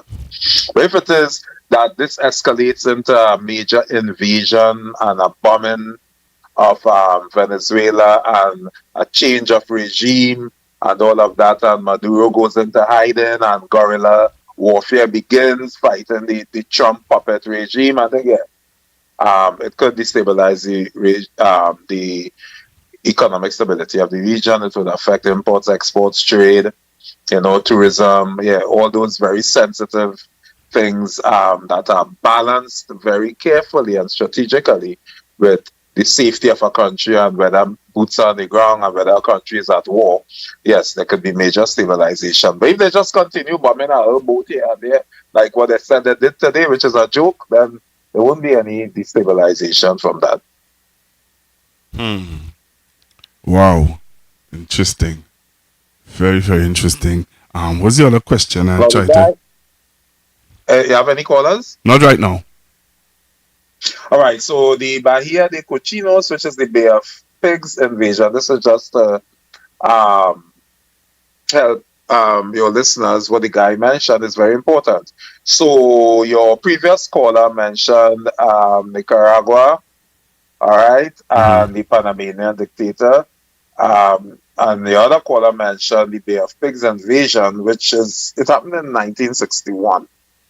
And the Kennedy administration, Kennedy was the president of the United States of America. He actually used Cuban exiles to help him overthrow Fidel Castro. It was a colossal failure. And it led to the capture of many exiles, and it actually solidified Castro's power in Cuba, which a lot of Asian commentators are saying when they listen to the RT news and they listen to the Chinese news, right? They realize that the Asians are saying that what Trump is doing is actually counterproductive to what he's trying to achieve. In pushing away these Venezuela and pushing away India and all of that, these countries, he's actually forcing them to forge alliances with America's traditional enemies. And that is what happened with the Bay of Pigs invasion. It was a colossal failure. And what happened, Castro became more powerful as a result of the colossal failure of the Bay of Pigs, the Bahia de Cochinos, the Bay of Pigs invasion. And what Trump is trying to do here, he could actually solidify Maduro's power in the region, because this will fail. I told you my professor, Dr. Morgan, in competition law at the University of the West Indies. Right. She mentioned to me, she said, America only won. That is the invasion of Grenada. You have any other callers? No, not yet. But I would like if you could get her to come on, though. What's that? I would like if you could get her to come on. Oh, I'll call Dr. Morgan. Oh, she would love to come on. She's very, very engaging and all of that. So I will talk to her this week and see if we can have her on for next Wednesday. Yes. And we'll have to do some ads on that, because she's huge. Yes. Yes. So the Bay of Pigs invasion, the Panamanian regime with Nicaragua and their dictator, all of these projects by United States of America, where they actually use, I'm going to tell you the story, Pastor. There are American operatives in Trinidad and Tobago as we speak who are working with the United States government, who are citizens of Venezuela. Yeah, I believe that. And they are providing critical information and intelligence to the American forces. Don't get tired. America don't play that. There are CIA Venezuelan operatives in Trinidad who is providing strategic intelligence to those sailors on those ships, telling them where to strike and who to strike. They speak Spanish. They're looking normal. They have their bareback. They're lying by these little rum shops down in Lucero and Sieges down there. And they're looking normal. They have their own family and two Venezuelan picnic with them, but they are CIA operators. Wow. Yep. You have a caller? Hello, good evening. Yeah. Good You don't evening, get that in America. Yeah. Good evening, sir. How are you? I'm not too bad, and good evening to the pastor. You know something I observed? When we signed the oil deal with that company, which is the same company in Guyana, which was organized by the previous administration, right? But when we signed the oil deal, just a few days after, then we hear about this conversation about this Armada ships coming down to the Caribbean. You ever observed that? As soon as the ink about to dry, 2 or 3 days after, we hear Armada ships coming down. And we hear Rubio refer to one of the states and the high risk of crime with Trinidad and Tobago. So I ask the question, did Rubio just wake up in the morning and find an express and read the papers? Or Rubio had conversation while he was signing the oil deal? Along with who? That is why they come here.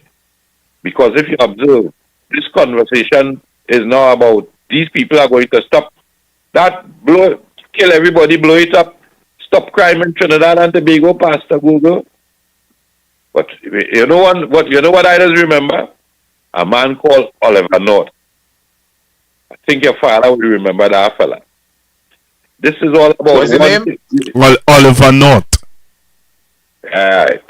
This, you see how those days, what they would like to happen is that there is an internal eruption in Venezuela. They're trying to see if somebody could arouse the population. Or one man could wake up in the morning and say, a civil war.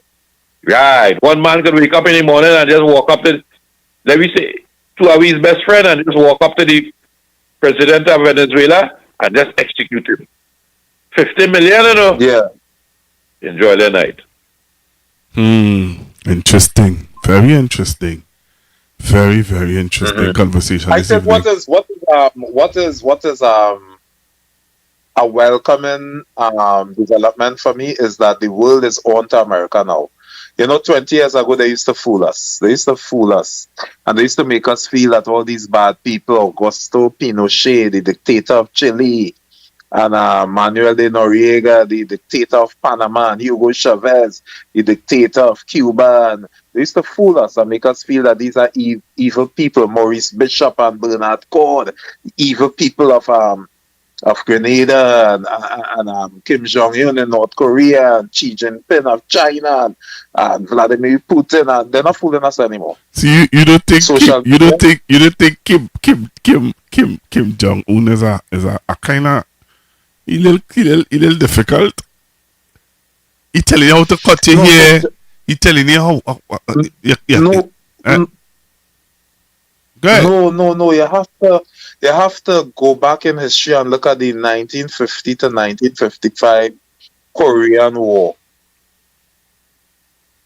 which was triggered by the British. But you have to understand how these imperialist countries been operating throughout the world for years.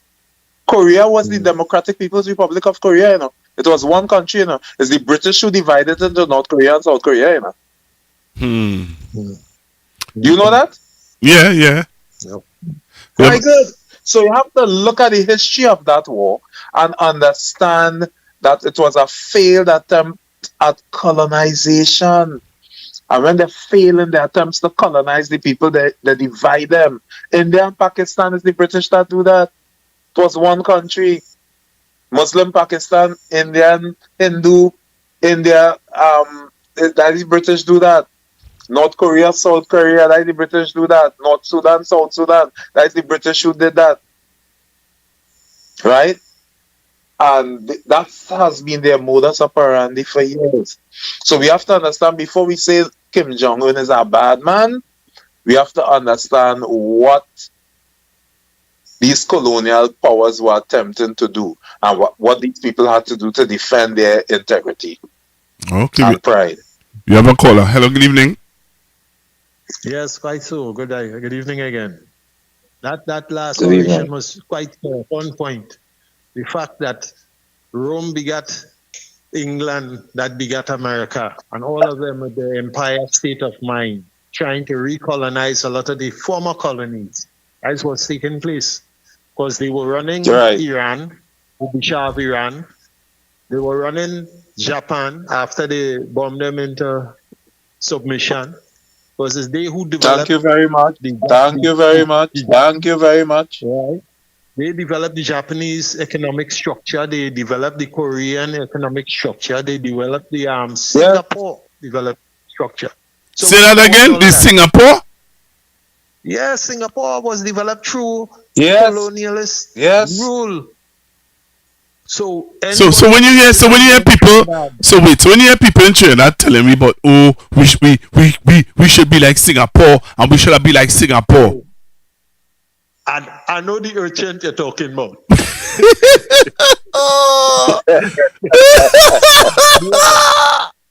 Hey, listen, you see that caller making a very critical point. I want him to finish. Let him finish. Yeah. Shakespeare put it quite clearly. He said that a fool thinketh that he is wise, but the wise man know that he is a fool.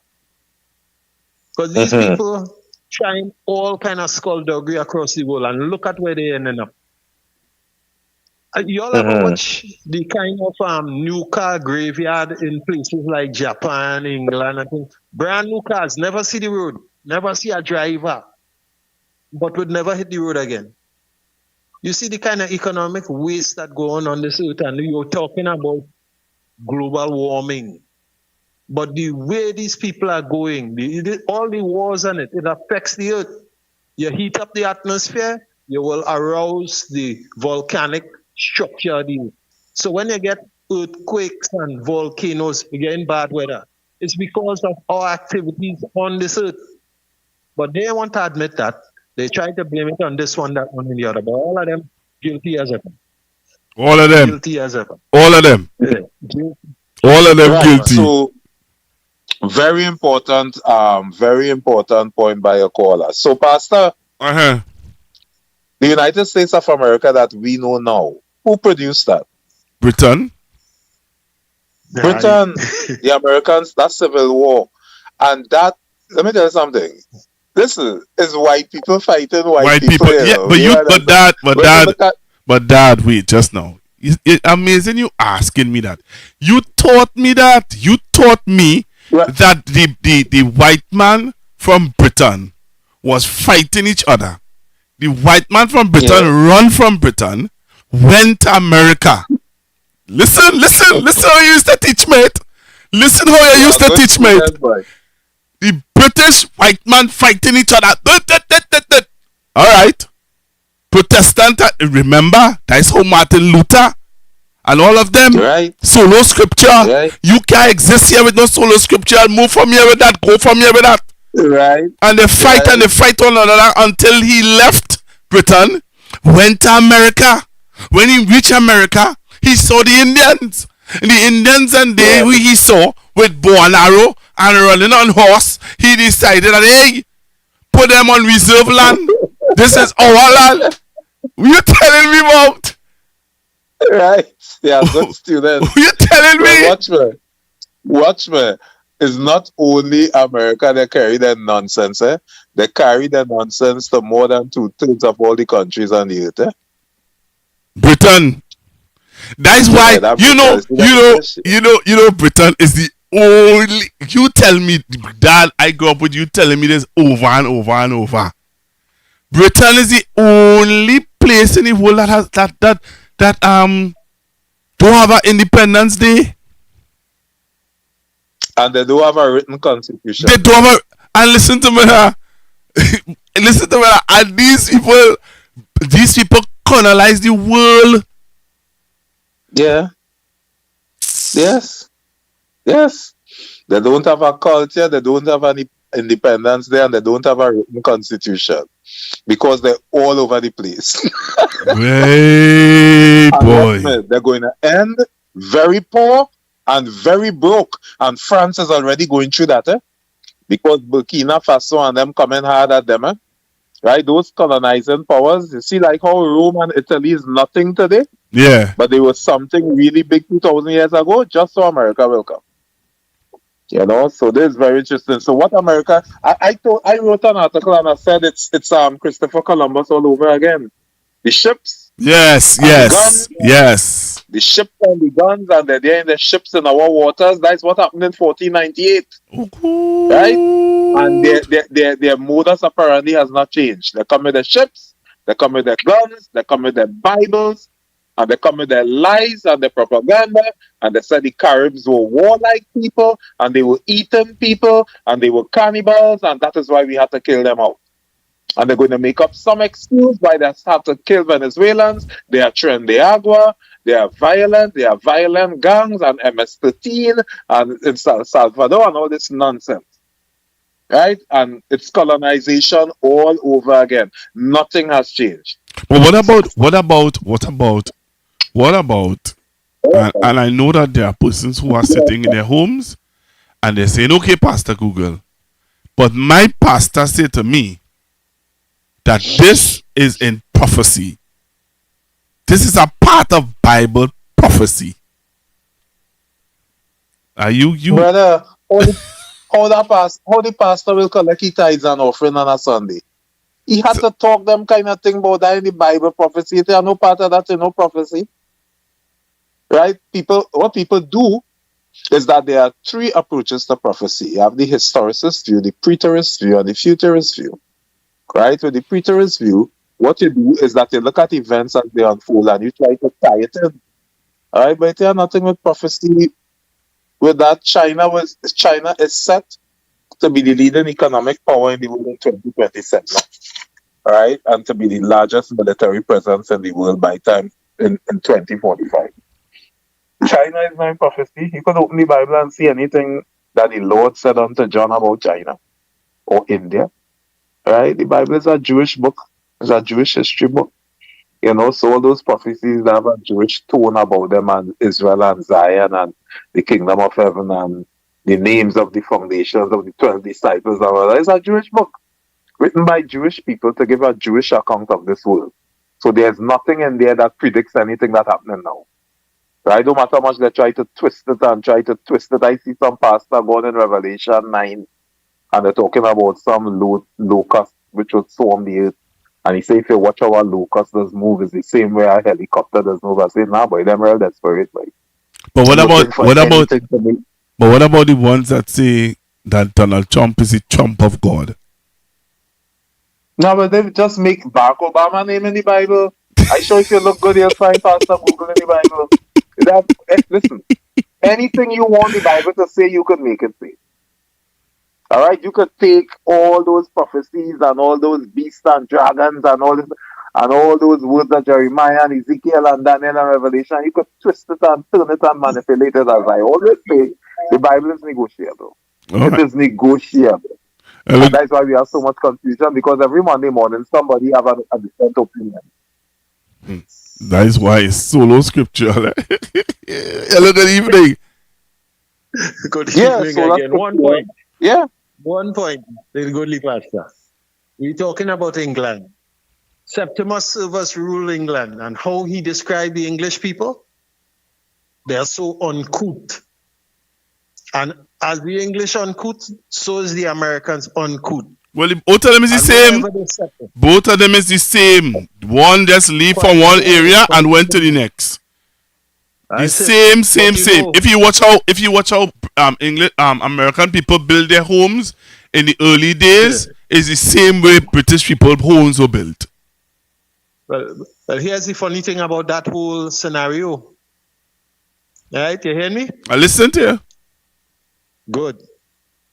That whole European continent is of Germanic tribe. Right?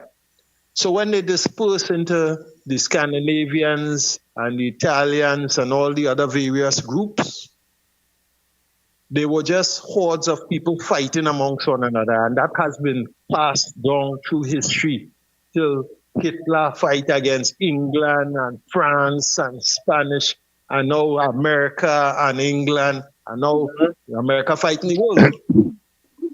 They're fighting the world because they had the most base all across the globe, and they cause the most pain and suffering anywhere.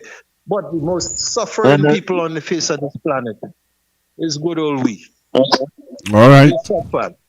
Thank you very much. I'll have a good one. Same to you. Dad, it's 10:41. Right. And we want to thank you for being on Constructive Talk this evening. I'm not running here, you know, just thanking you in advance now. But you know, the person that you were telling us about, what's her name? Who's that? That we want to invite next week, please go on. Oh, Dr. Morgan. Yeah. Let me know early so we can have her. Right. What I'm going to do, I'm going to get in touch with her, and once I get in touch with her, I'm going to call you and let you know whether she could be on. And if she could be on, we'll just run the ads. You'll run the ads and make sure that she's properly advertised so her students can tune in too. Right. And she can share her contribution on this very interesting and developing story. Beautiful. So thanks for having me on. Yes. It was a wonderful discussion. I enjoy the contribution. Your callers this week, boy. Oh, they were sharp, boy. That Nicaraguan angle and the Bay of Pigs angle, I think, yes! Your callers were on.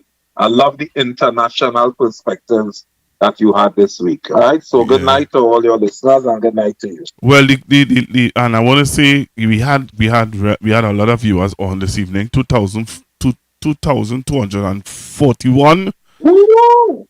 Yeah. You saw these statistics I sent you of what's going on with the page. And I want to encourage all the viewers. I want you to tag somebody, share this link with your friends. Next week Wednesday will be huge. Hopefully, if I get on to Dr. Morgan, we'll have a top University of the West Indies professor in competition law to come and share her perspectives. All right, to all my followers on Smart Speak, to all my 1,600 plus followers on my Facebook page. All right, to the members of my church, Final Hour Ministries, to all my friends. Tune in next week Wednesday, tag somebody. Let this program blow up. It is the most informative program being run by my son, Pastor Google, aka Kelvin Henry. And I'm telling you, his son is doing very well in school. Yeah. Excellent. That boy is doing in school. May God bless your son. May God bless your mom. May God bless you. You know, we go way back. Yeah, like spinal cord Tarsi. Yep. All right, so thanks for having me. So next week Wednesday, we on again at 8 o'clock. Next week Wednesday. Thanks very much, Dad, for being on. Yeah, thanks a lot. Take care. Good night. Good night to your listeners. Good night. All right, so you all heard it. Next week, please God, we're gonna try and get a guest with us, and we're gonna continue to inform you, educate you. Yeah, that is what Constructive Talk is about: informing and educating you about what is happening. I wanted to ask Dad if he could get Uncle JJ on, boy. Uncle JJ is our next intellectual powerhouse. JJ Rodriguez. If you could get JJ Rodriguez on also, that will be a real bumper program. But JJ Rodriguez will also give us the African perspective on things from Africa and stuff like that. So we're gonna work on this. You know, yesterday evening, we're getting ready to leave here, but hear what? Yesterday evening I played for you a clip. I don't know how many of you remember the clip from a news item about the budget, and a gentleman was saying that he would advise the government to sell off some of some of our assets. You all remember that? You all remember that clip I would have played with an economist who was giving the government advice on the budget. You know, upcoming budget was supposed to be at the ending of this month, beginning of next month. Give some information about it. But you know, somebody called in yesterday and they would have said about the what was it? The person said to us about the government wanting to sell off the assets of Trinidad and Tobago. And then I would have said that I don't believe that they will sell it totally off. I believe that they would, you know, keep the majority shares and stuff like that, but most people believe that the government will privatize some of the stuff. You know what? I want you all to listen to this. The UNC's National Economic Transformation Master Plan 2020 to 2025. This is Kamala's plan. As soon as we highlighted that they're going to devalue the dollar, if you go on their website today, they have taken it down because they are dishonest and all they seek to do is mislead Trinidad and Tobago.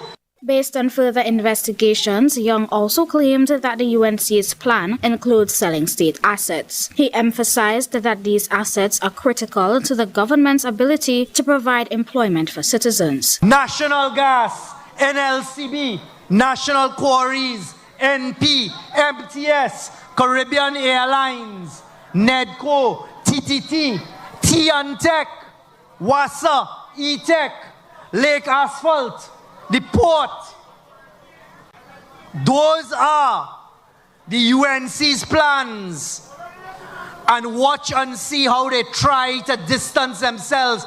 Trinidad and Tobago, you are being cautioned and advised. He cautioned the citizens about their choices ahead of the election, maintaining that if the UNC is elected, the country could face dire consequences. Next week, Monday, if you take God out of your thoughts and you decide not to go and vote, and you decide not to vote for red, ready, and responsible PNM government, that, in addition to a devaluation of 15-1, in addition to the IMF reaching here within a year, will be what we will have to deal with.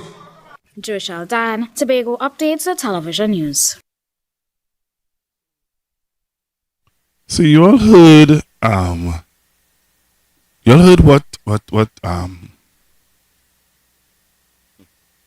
heard that clip, right? I want you all to listen to this. Ah, boy. In Caribbean Airlines, they have 86 people in their financial department. But guess what? They have spent over $60 million hiring Ernst & Young and Price Waterhouse to conduct audits. 86 people on your staff. Billions and millions being paid out like this. To date, Caribbean Airlines has not submitted an audited financial statement for the last 9 years. Do you know not one single Caribbean Airlines route is profitable? Not one route is profitable. Yet plane filling up every day, going and coming. Not one single route of Caribbean Airlines is bringing a profit. But we are spending millions of dollars there. I am giving the management of Caribbean Airlines 2 years, max. They have to sort out the mess. Otherwise, everyone there will have to look for a new job. Everyone will have to look for a new job. Your future is in your hands. No longer will we accept taxes paid by ordinary citizens, paid by teachers, paid by policemen, small enterprises. We take your money to upkeep CAL, allowing its management to receive large salaries for doing what? Failing in their jobs. Must not continue. You all heard that? You all heard that? You all understand what is being said to you? Take a listen to this. Mere days after Prime Minister Kamla Bissau-Bissessar called on the management of Caribbean Airlines to turn the company around, one of the company's executives has been suspended. CNC3 News understands Chief Financial Officer Varuna Kuwar Singh was sent on leave a few days ago. Kuwar Singh worked in both Canada and TNT before taking up the Chief Financial Officer position. Meanwhile, despite social media rumors of several workers in CAL's financial department being fired, the Aviation, Communication and Allied Workers Union says none of their members have reported such. On August 14th, both ACAWU and TALPO wrote to the Prime Minister asking for clarification on the future of CAL over concerns of job security. ACAWU tells CNC3 News it is still waiting for a meeting with Mrs. Bissau-Bissessar. CNC3 News reached out to CAL's line minister Dave Tanku, but he redirected our questions to CAL, saying that he does not get involved in the day-to-day or administrative operations of the airline. We also reached out to CAL's chairman, Reina Kaulesa, and we await a response. I'm taking your calls. What are your thoughts?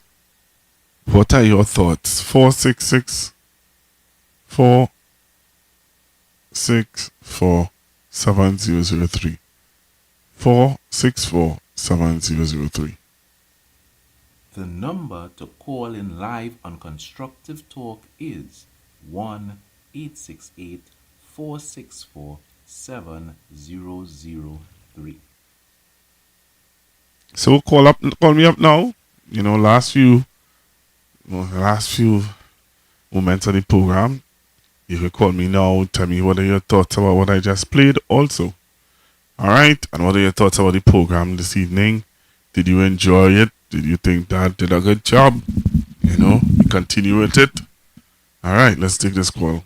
Hello, good evening. Yeah, Pastor, good afternoon. We're going to end up with them boards just as the last board in 2010 to 2015. Set of people that she putting on the board that cannot do the work. That is what we're going to end up with. All right. I hear you. Taking your calls. What is your view? 464-7003, 464-7003, 464-7003. What is your thoughts on what I just played? All right. Taking your calls. And again, let me say thank you to those of you joining me on Facebook and on YouTube. All right. We have a caller calling in. Hello, good evening. Yes, good evening again, Pastor. That lady could slip any amount of honey and sugar on the lyrics that she's hitting us right now. But that is an IMF austerity measure being applied clandestinely. Everything they do in on the hand, they are white. Well, I wouldn't like to say whitewash. That wouldn't be the proper word. They yellow washing the state boards and government institutions. The yellow washing. And if you see anything other than yellow, it's just tokenism. Wow. So they are hitting us hard. Yeah. Yeah. People ain't gonna understand that. You see the next phase after this? Yeah. When they will start to feel it. Because it's coming. It's inevitable. It's just put in place. They can't turn back. She don't have she hand inside the lion's mouth. She can't pull it out. Wow. So they're going on sharp. Right? You know that how that is. Have a good night, boss. Thank you very much. Thank you very much. The caller is saying that it is inevitable. It is inevitable. It will happen. What are your thoughts? 464-7003, 464-7003. What is your thoughts on what I played a while ago? Caribbean Airline. We saw where former Prime Minister Young MP would have shown us that hey, the plans is at foot to sell these entities. But how do you feel about that, Trinidad and Tobago? How do you feel about what you just heard? All right, I'm taking your calls. Taking your calls right here on Constructive Talk.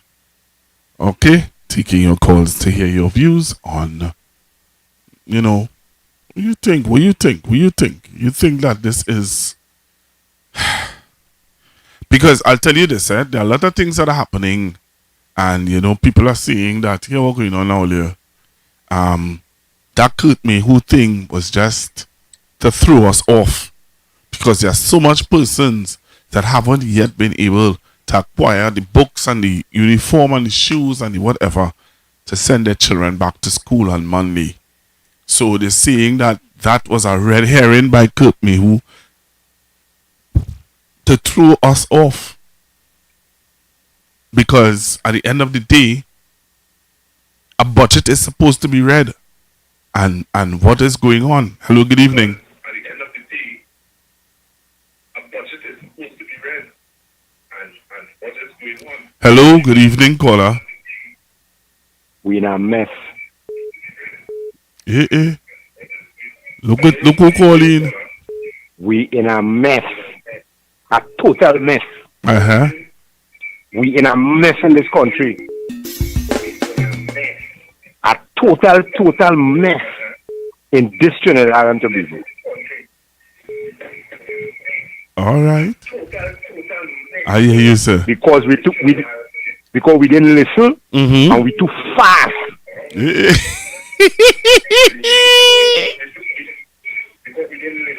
We too fast, eh? Okay, caller. Caller say we didn't listen. Excuse, the caller say we didn't listen and we too fast. Hello, good evening. Good evening, Pastor Google, and to the listeners of this program. Pastor Google, they were told so. I was in all the rallies, in all the meetings. The meetings was going live on the internet. People had a smartphone, they had a big screen TV in their house. The people wanted a change. People choose not to listen to the truth. They wanted a change. You know, I was explaining to someone tonight. Yeah, before you say anything, your partners and them still on? But I didn't hear about them people. I mean, you don't hear about your partner, your real virgin. Pastor Google, I listen to Dave McKenzie, I listen to you, my favorite pastor, Kuman Canon Collective tonight. Over the realm up now. No man will see what I say now. Leave that alone. Because if I start talk, when you don't Pastor Google, like when somebody said it right, when somebody being stupid is like you're dead. A person who's dead don't know that they're dead, and a person who's stupid don't know that they're stupid. You know, he's stupid. And your Pastor goes back on to what was to say. I was speaking to somebody tonight, and the person was listening to the history of the trains and Trinidad and Tobago in the 50s and in the 60s and whatever. I said that is you're educating yourself. And when a person educates itself, right, they don't make stupid decisions. The problem with our society is that people, especially of my here texture, the younger people doesn't want to educate themselves, and they have it right at the fingertips. Pastor Golai often tell my former workers, even if you can't read, you could Google, you could post some app on your phone and say to the app, and you could pull up the thing for you. Even if you can't read, you could pull up the history. How are they allow these people to come to tell us to vote yellow and put we in this predicament we are in today? People who do this thing, listen, we so privileged. I was talking to my accountant this morning, and we so privileged in this country. You know, my accountant, Pastor Google, Sonia. We so privileged in this country. The other Caribbean countries still ungrateful. We have free schooling, free health care, free everything. Water is cheap. They don't get food. One of my former workers, he from St. Vincent, he tell me, Mr. Michael, we don't even get food in our schools. And we so ungrateful in this country that the PLM never do nothing. And we ride the train. We ride the fellow who don't even know that he's stupid. You understand? On Iowa Station, who was talking in the googly goo for years on Iowa Station, right? Because you don't know he's stupid when somebody don't know that. When you're stupid, don't know you're stupid, Pastor Google. And they sell a dream to the nation. And people sucking that and drink that and play it on the radio station and went down, we are going to code and here we are. 40,000 people home, people can't buy the book for next Monday, right? And these people lying to the population, saying that it's only lies. And when Mr. Imbert remove a certain part of subsidy from gas, these fellas gone to the radio station and say, "Wow, they removed subsidy," and he said they ain't ready yet. But let me see.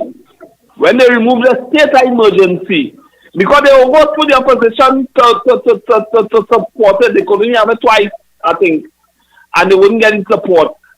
When they remove the state of emergency, let me see what the people go do. Let me see if the people could take what they've been taking for the last couple months, and every people won't protest. And Pastor Google, this government supposed to call an election now.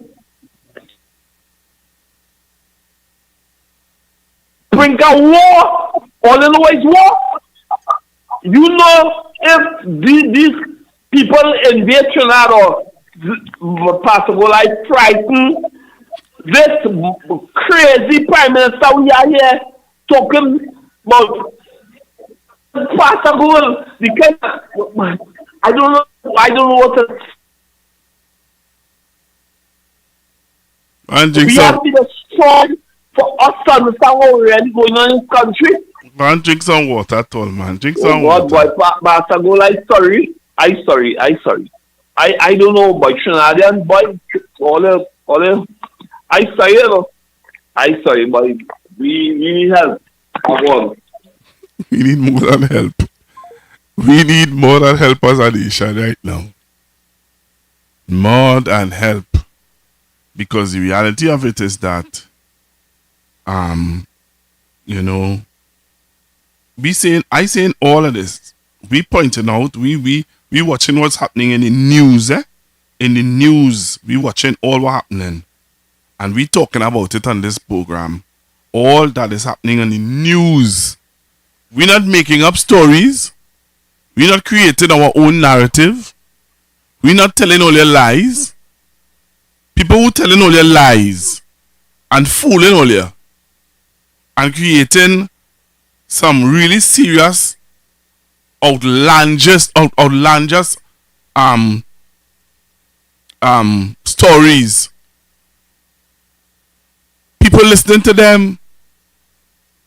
People believe in them. I played for you all two radio announcers who pushing a story about and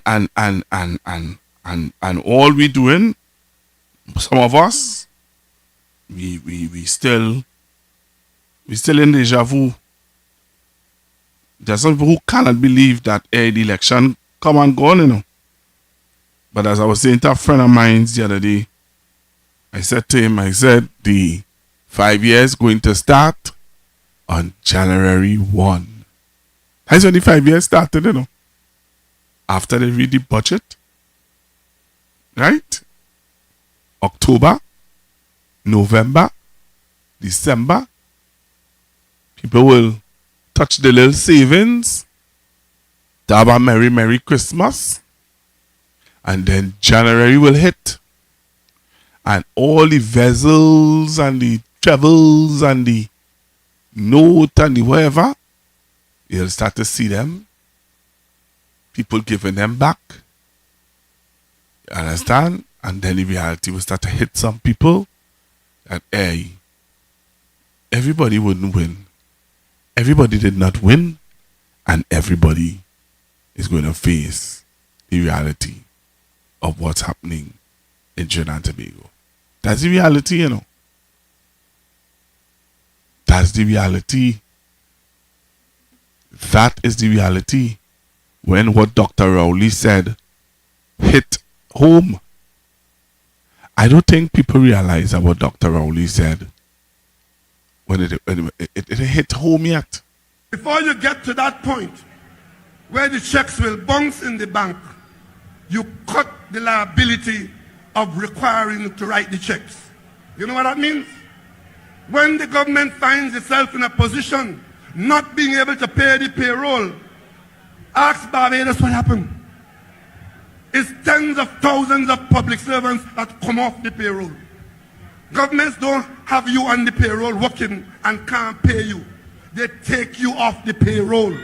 In this country, anybody who is telling you that they will incur expenditure that we all know the revenues cannot support, they are telling you in code that they intend to cut the public service. And let me tell you what my source of information tells me when I try to understand what the UNC is about. You know what the UNC is saying quietly and secretly? If they ever get to that situation where they come into office and they can't pay the bills that they're committed to, and they cut the public service, is mainly PNM supporters that will be affected, because the bulk of the public service is East-West Corridor people supporting the PNM. See, when that's had to happen, then some people will come to the reality of saying, you know what?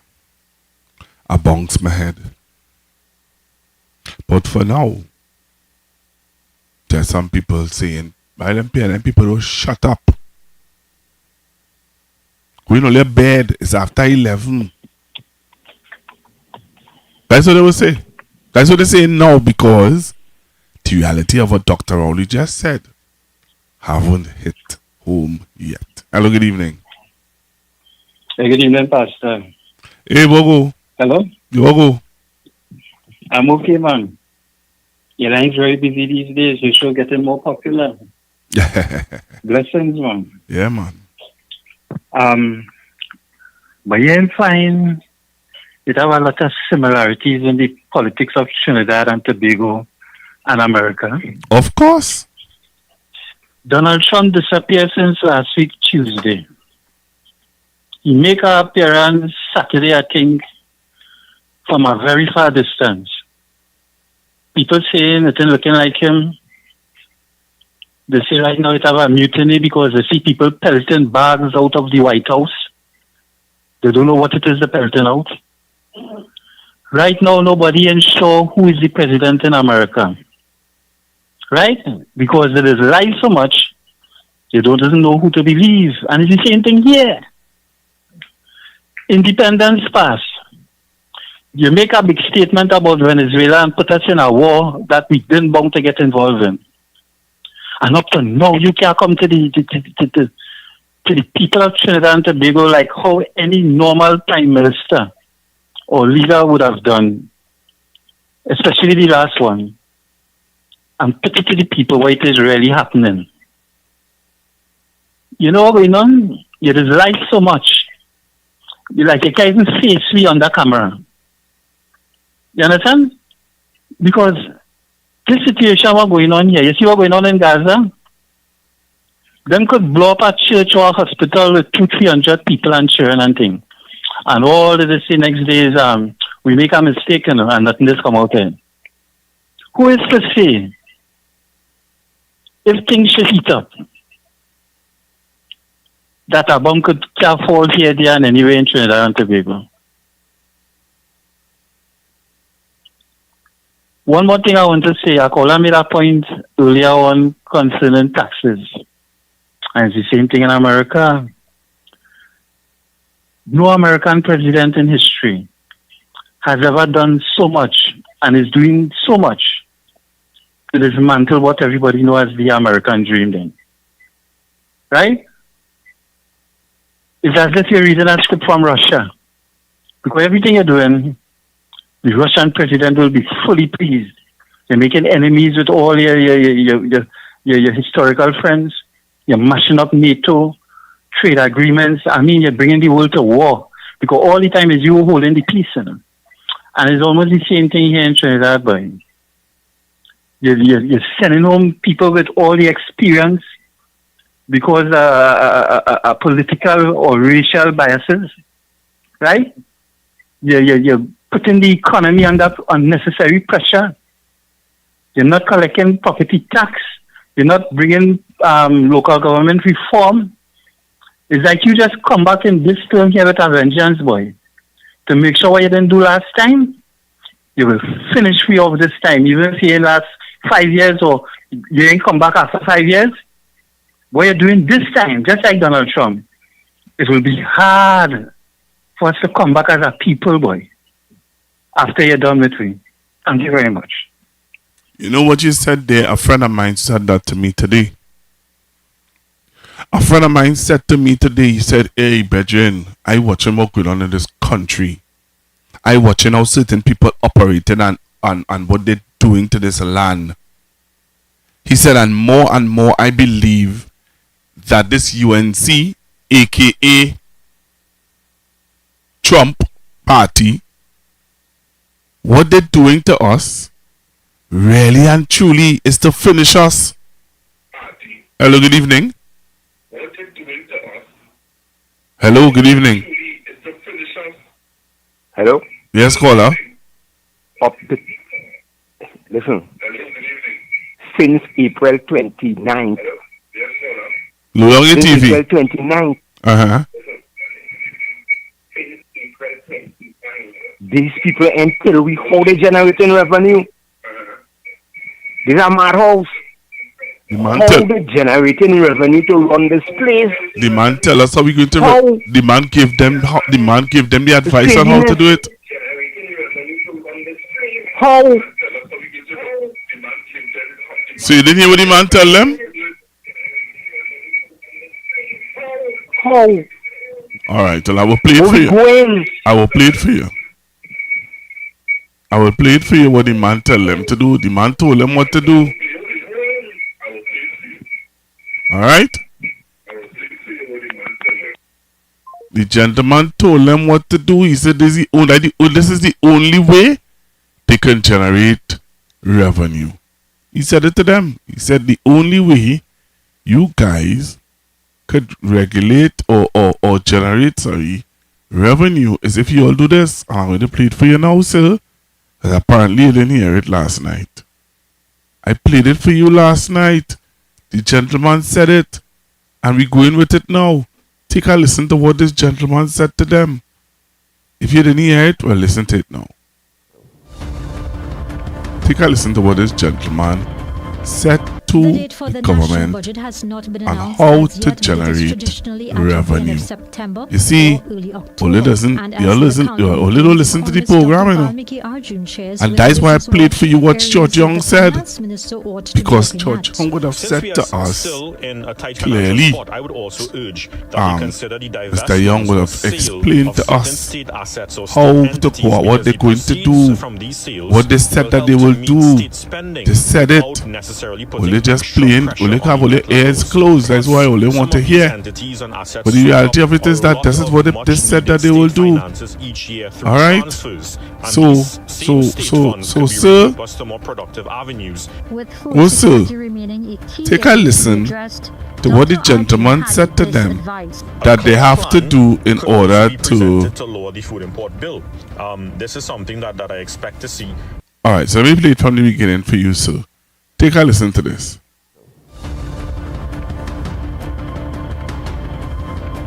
The date for the national budget has not been announced as yet, but it is traditionally at the end of September or early October. And as the countdown begins, economist Dr. Valmiki Arjun shares with Business Watch areas the finance minister ought to be looking at. Since we are still in a tight financial spot, I would also urge that they consider the divestments or sale of certain state assets or state entities, because the proceeds from these sales will help to meet state spending without necessarily putting extra pressure on the debt levels. You heard that? The man, I want to play it again. Listen to it, sir. Viewers, listeners, listen to what the advice the gentleman is giving the government.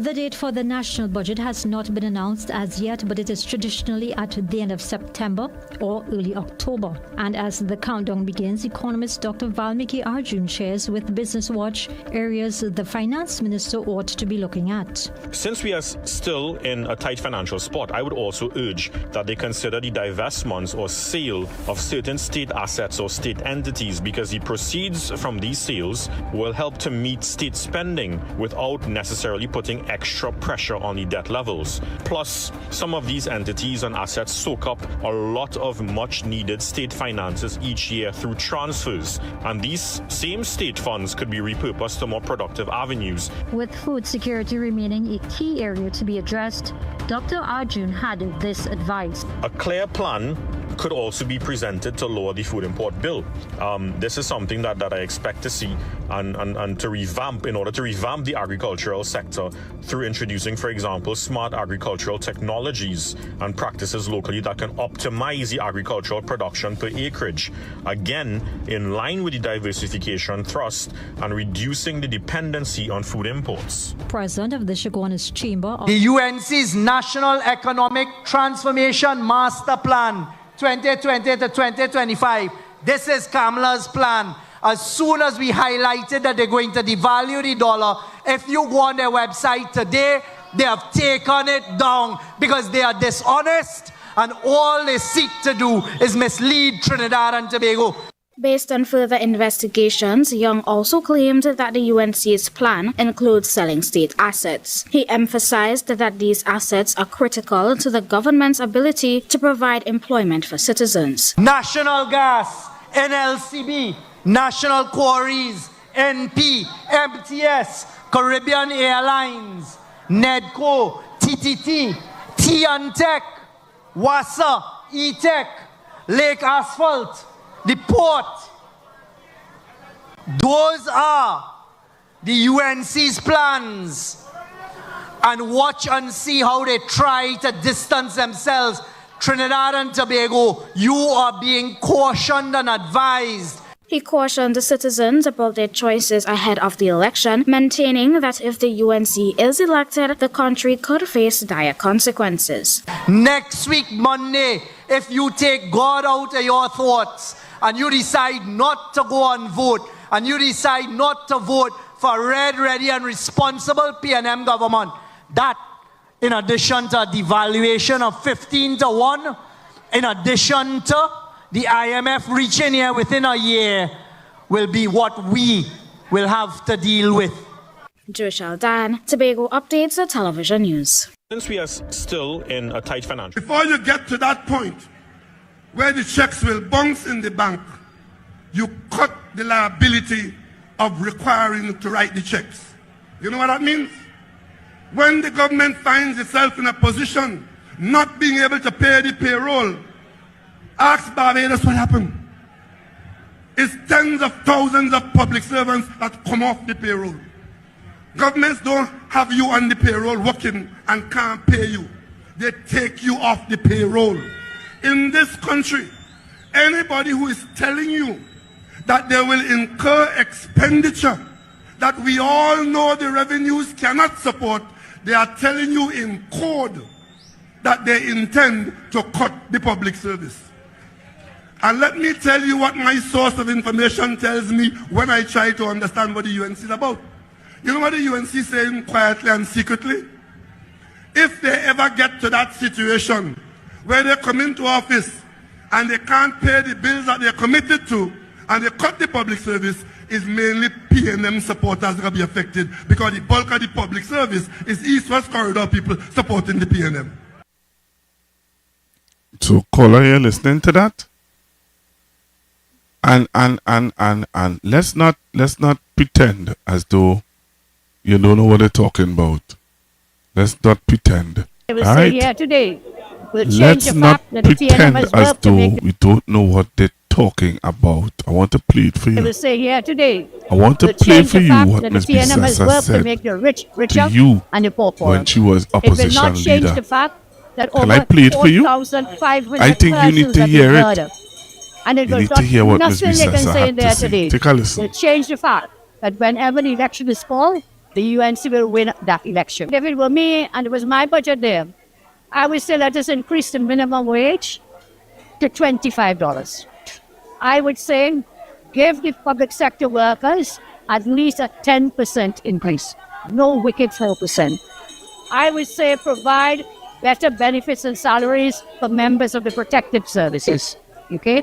And of course, the whole issue with crime, police cars, coast guard vehicles, repairs, and of course, maintenance. So those are some of the areas I like to.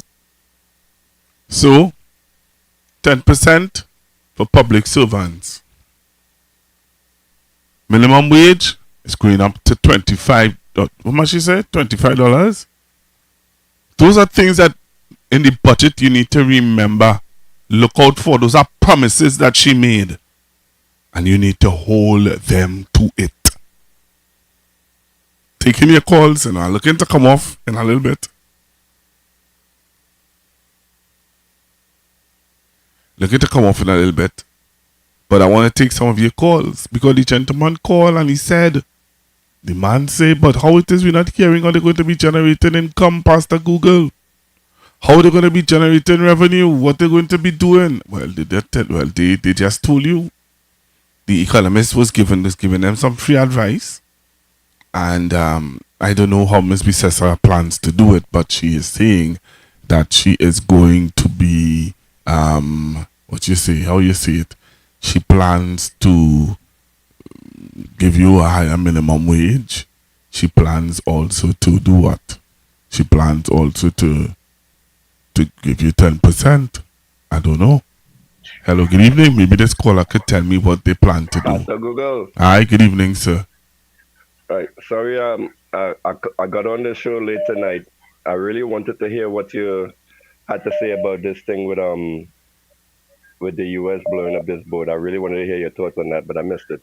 Oh, okay. So my question is, right now with this state of emergency, the Trinidad government can access your emails, your WhatsApp, your text messages, your voicemails, everything. The excuse that they gave was that this was like some kind of prison situation. So no, they said okay. So one person. Okay, just now, what they're saying is that there is some death threats to government ministers. Government ministers would have made promises. Wait, just now. No, but wait, just now. Government ministers made promises to citizens of Trinidad and Tobago. To certain citizens of Trinidad and Tobago. You asked me if I believe it. I played a clip here for Mr. Wayne Sturge promising people to give them jobs in the police and in the regiment, even if they don't have maths and English. He said that he is going to make sure that they get the jobs. You hear what I'm saying to you? Mm-hmm. That's a recording. It's not an AI activated voice, because the guy who was holding his phone recording that is somebody I know personally. Right. So because of this, you have to put the whole country in a state of emergency. Because he would have made rights. Because a few people is under threat. Because that is what they said. I line up tomorrow. I'm going to deal with. Listen to this. Tomorrow I'm going to deal with the commissioner of police, because when people were saying to the commissioner and to the prime minister that you all have us under a state of emergency because of persons' lives being at risk, and these persons are in cricket enjoying themselves, these persons are going into to churches chicken and buying chicken without no security. These people are doing all the extras and above. But you have the nation under a state of emergency. Why? Because Why these is it people still going on for so long? Because they're saying that these persons' lives are a threat. This is what I think, Pastor Google. What's I that? think this state of emergency is linked to the situation that's going on in Venezuela. Nah, I think the state of emergency is a way of trying to clamp or to suppress the murder toll and to suppress the crime situation in Trinidad and Tobago, so that when they start to campaign for local government elections, they can say, watch, we have brought the murder toll down. And you have that don't make sense to me. No, but you remember she promised that to her. She said in 6 months she's going to make the nation safe again. That to me is the narrative that the government is giving to you, but I think this SOE is linked to what's going on in Venezuela. How it is linked? And You tell me. of the government. You tell me how it's linked. Give me a perspective on how you think it's linked. Okay, so right now the government could, like I said at the start, the government could access your emails, your voicemails, everything, because all of your rights have been stripped away. So this is made to go after dissidents against the government. So you have this thing that's going on in Venezuela, this so-called invasion, right? That is planned. This is obviously something that not happens off the spot. It's been planned months and months and months in advance. I think the Trinidad government has been colluding with the United States, and this is all part of the plan to destabilize Venezuela. And the story they're giving us about 2 or 3 members of parliament at risk is a nonsense, and I'm upset that Trinidadians are buying this story, are buying this ruse. If 1 or 2 members of parliament are under risk, then give those people extra security. You don't have to lock down the whole country and strip away all of the rights for the people, for these individuals. It's time for the SOE to end, in my opinion, and the stance that KBP has been taken, like everything that the United States does, she is like a little clown in the back supporting it, and she's really put, I think, the whole Caribbean at risk. We used to be a zone of peace. Now we have weapons, heavy weapons, and blowing up stuff, and this stuff that Trump did in Caribbean waters was a war crime, in my opinion. And there should be consequences, and we should be very, very upset and not supporting this man or any of his adventures in our waters. Right, I hear you. You know, if this really was a drug boat, you know, I don't believe I don't believe it was a drug boat. Let me tell you why. And as I said, I keep seeing it. I keep seeing it over and over. Why I don't believe it's a drug boat. Let me tell you something. How the hell I can be a drug dealer, one of the terrorists, as you would call me? That means that my ears and eyes are out on the world. I'm listening to all what's happening. How the hell I can know that there are so much warships out there and send a pirogue to drop drugs? It wasn't a pirogue. It was a speedboat. If you look at the a speedboat, but the narrative doesn't, the story doesn't add up. Correct. And that boat couldn't get from Venezuela to the United States. Thank you.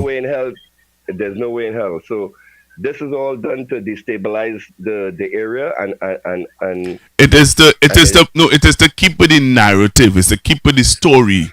Hey, we are going to destabilize or to deal with the narcotics, the drug trade in Venezuela. So in order for us to get you all, in order for us to get you all to believe that narrative, that means that we have to present the narrative to you guys.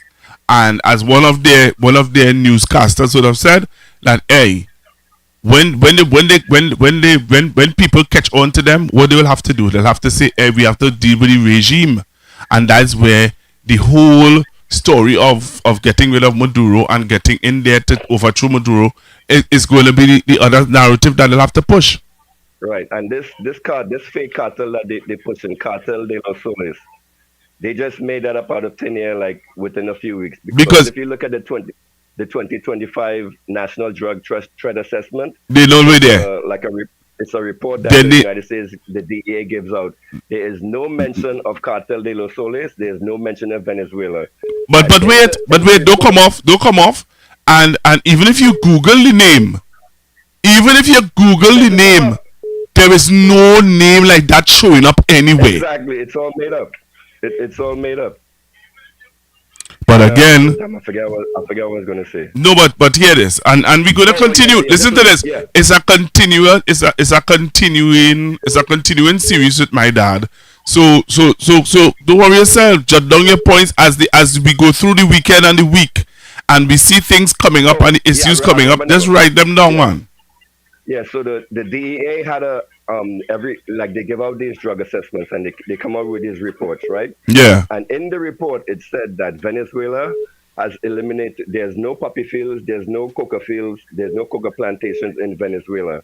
And all presences of major gangs in Venezuela has been eliminated. This thing they're talking about, Tren de Aragua, that first of all was a prison gang only in Venezuela. It is not like a street gang like they want to put it out to be. It's all made up. So Venezuela eliminated all of their major gangs, and it has that in the DEA 2025 report. So Trump is coming out now with this thing that Venezuela is this huge shipment, this huge supply of drugs to the United States. But I thought Trump closed the border. Trump sealed the border a few months ago when he came in. So if 99% of the migrants are stopped from accessing the USA because the borders are closed, how is drugs supposed to be coming into the country? And why are we stupid enough to fall for these narratives that the United States is pushing on us? It's time for us to wake up. Thank you very much. Honestly, the way this is supposed to be, the Trinidad and Tobago government is supposed to be firmly on Venezuela's side. We don't want no war in the Caribbean. We don't want no blowing up or nothing in the Caribbean. And I am that is what the Caribbean, that is what all of the foreign affairs ministers signed on to today. They said, hey, what's going on? The next time anything like this have to happen, you need to let us know. You can't just be blowing up ship blowing up boat or blowing up whatever, pirogue or whatever in our waters, and then we hearing by the way. Yes.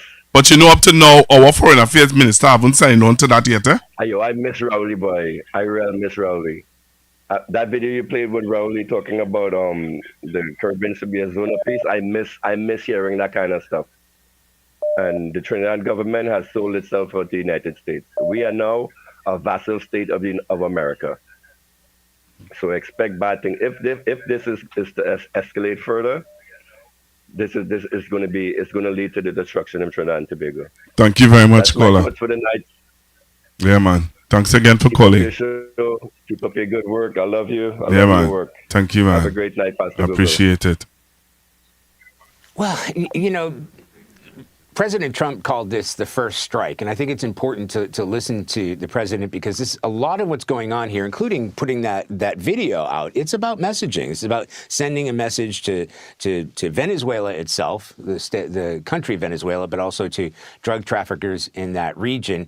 And he said there's more to come. Now, where it starts to get a little bit murky is they've sent 8 battleships, and these are forward battleships, including a marine unit, a marine expeditionary unit, like with landing craft. This is an offensive team that's out there, not to defend necessarily the borders, but to launch attacks if necessary, including 3 destroyers, a cruiser, et cetera, et cetera. Now, the question came up again today, is this about regime change to try to get rid of the Venezuelan president, Nicolas Maduro? That was put to one side. The Pentagon said, look, we're a planning organization. That is a White House decision. But certainly it's something that they're considering. And whether this is about optics or whether it hasn't been decided yet, this might turn from a drug interdictory to something more serious. You all heard that? So I'm looking to wind up. I saw some people trying to call in, so I could take 2 more calls before I leave. Saw some people trying to call in just now. So callers, you have to be really quick. So you have to be really quick, caller. Hello, good evening. Yeah, it's good evening again, boss. Are we sure that video is not an AI generated thing? Well, the authorities in Venezuela are saying it is AI generated. People in America, especially in the media, there are the hard-hitting critics in the media who are saying, hey, we need to get the information from the Pentagon on what is really going on. And until then, everything here is just a rumor. Yeah. Well, check. Russia has satellites, China have satellites, Iran have satellites, and all of them could be monitoring the area because they say they come into the aid of that country, so they keep an eye on what's going on. So we ain't here to say anything really happened there, or they could debunk it. But just as it's played off, it's a false flag to take further action. All right. Well, that's why I just played that video, That's why I keep playing that video all the time tonight. Because as the guy keeps saying, that this is just just beginning of another way of saying that they're going to overthrow Maduro. All right? And further to that, you have to be very skeptical about what you hear coming out of the Pentagon. Remember the gentleman who pulled up a bottle of some white powder and say, well, yes, they're producing nuclear material in Iran just so that they could go and blow in Iraq to go and blow up Saddam Hussein. All right. Well, again, that's what I'm saying. So we keep our eyes on it because time is going on me and I have to come off. All right. All right. Yeah. Yeah. Thank you. Hello. Good evening. Good evening again, Pastor Google. Yeah. Pastor Google, you said something earlier on about Christmas coming and people have to begin to the kakada, the little scrums that they have sleeve up. I think it was alluding to what is transpiring in this country. I believe why the state of emergency is in place is to keep the people subdued because they knew they were going to fire so much of the population. And they knew it would have protests. And in order to save face and in order to look good, so the thing looking good, have the state of emergency so it can't protest. But I'm saying, Pastor Google, that people who in feeling it now, like the CPEP workers, the forestry workers, and all the rest of workers who want to report 40,000, go feel it, and next 40,000 will join them, right? And they will start to feel it. And it protest, it will happen. They, no matter how long they have the state of emergency for, it must turn. It have mass protest, just like in Indonesia, right? It has mass protest going on because people fed up with the government. They were pressing the people. Where we could be saved is if this government is removed from power, right? Call an election. Or the population must force them to call an election. Get rid of them. All right, thank you very much. Thank you very much, Tolman. All right, so that was my last call for this evening. I want to say thank you to all of you who joined me on Facebook and on YouTube. Before you come off the live, could you just click on that thumbs up button for me so that we can send the ratings up for the page? And for those of you who will be watching this program after, those of you who would always tune in and watch the program, the review of the program, the replay of the program, sorry, I just want you to tap that subscribe button, touch that subscribe button, and be a part of Constructive Talk family. All right, we have some new and upcoming things coming up very soon on Constructive Talk.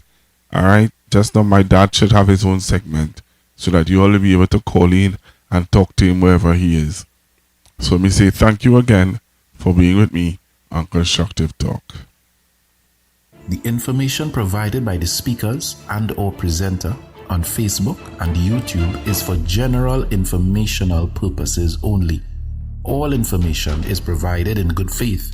However, Constructive Talk makes no representation or warranty of any kind, express or implied, regarding the accuracy, adequacy, validity, reliability, availability, or completeness of this information.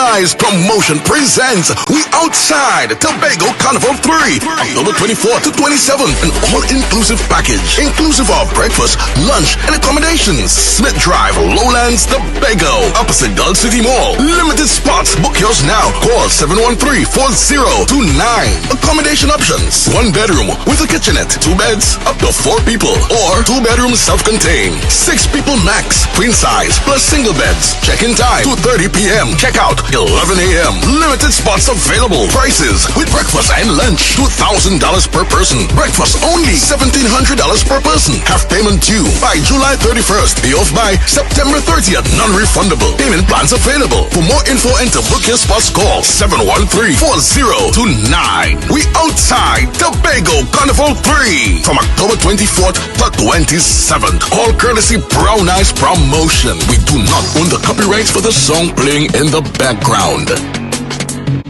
Our peace of mind is our priority. Promotional Security, your trusted partner in safety. With 24-hour monitoring and patrols, we've got your back day and night. Affordable, reliable, and always on guard. Promotional Security offers top-notch protection for your home, business, and everything in between. No matter the size, no matter the time, Prozone is committed to safeguarding what matters most to you. Contact us today at 767-7376 or visit us on Facebook and Instagram at KDF and Associates. Need security you can count on? Call us today. Prozone Security, affordable, reliable, 24/7 protection. Prozone Security, always on guard. You give your hand to me, and let me say hello, and nothing more can speak. My heart is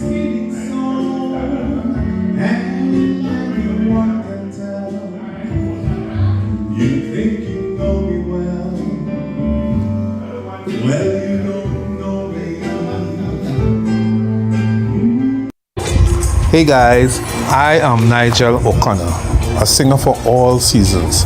I am that voice that moves you for every occasion. I am that voice that celebrates life moments one note at a time. I am Nigel O'Connor. You can contact me at 783-0054 or 754-3154. And oh yes, that's me singing in the background.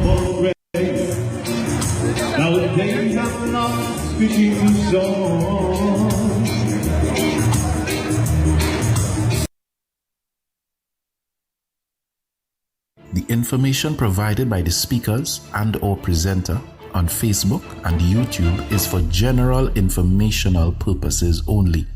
All information is provided in good faith. However, Constructive Talk makes no representation or warranty of any kind, express or implied, regarding the accuracy, adequacy, validity, reliability, availability, or completeness of this information.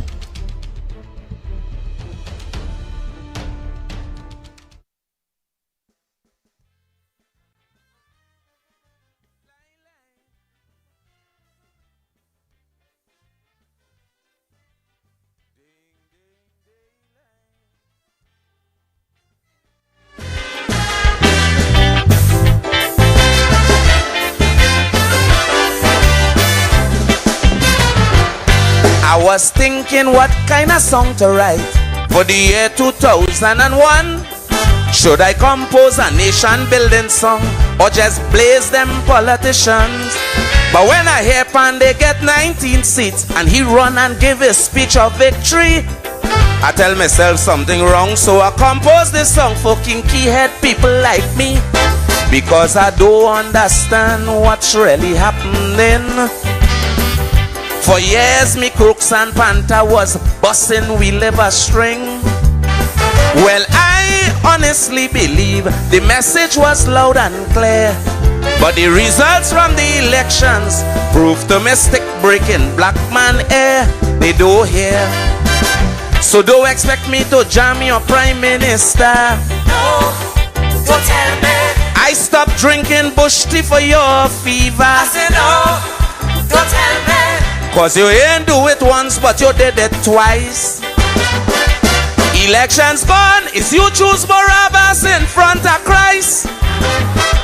So if you notice your little daughter bringing home a grand, because Camilla sent she to a school inside the Bitam, and when she bring home the baby father, the man like more sex than Pandey.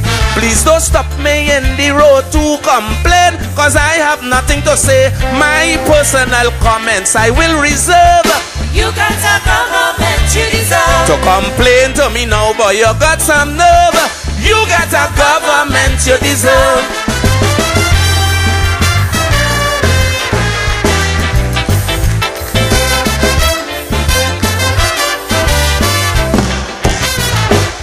Try my best to put sense in black man head. The consequence I was not afraid. But when I see Keith and Daphne on TV, deep in my heart I felt betrayed. Cause I remember in 1998 I got chastised when I sing my song. But if I did like game, I woulda take out she name and deceitfully win me crown. UNC corrupt like hell, but Satma Raj wouldn't say so. As black man open me mouth, he find that manning should go. To these negative response from the black man, I'm not surprised, because I've come to one conclusion: today black man is his own demise. He ain't wise. So don't tell me nothing about the EBC. No, don't tell me, because I know some of you vote for UNC. I said no, don't tell me. Don't tell me that they cancel the URP, and how you can't get work to maintain your family. So if you end up just like a criminal on the run, because all the promises that they make, they ain't keeping none, and civil servants can't get a back pay, plus yourself can't get a 10 days. Please don't stop me in the road to complain, cause I wouldn't be amazed. My little knowledge now I must preserve. You get a government you deserve. To protest of them now it take plenty nerve. You get a government you deserve.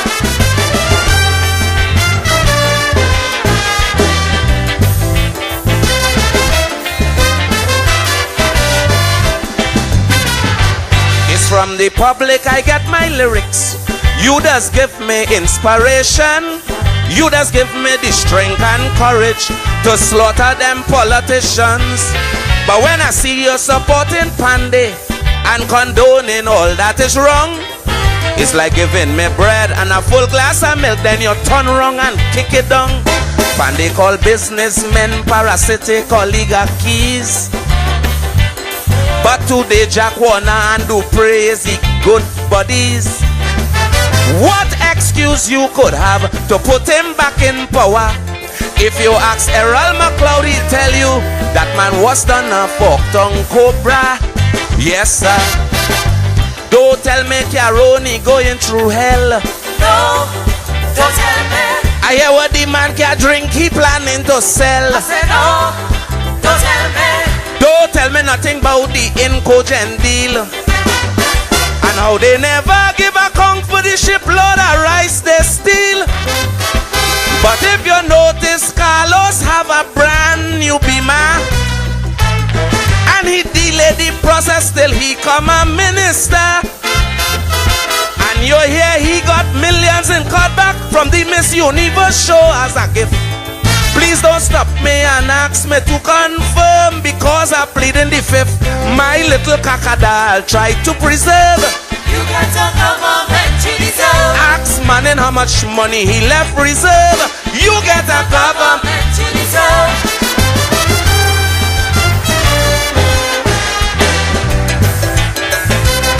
Good. Allos. Sugar.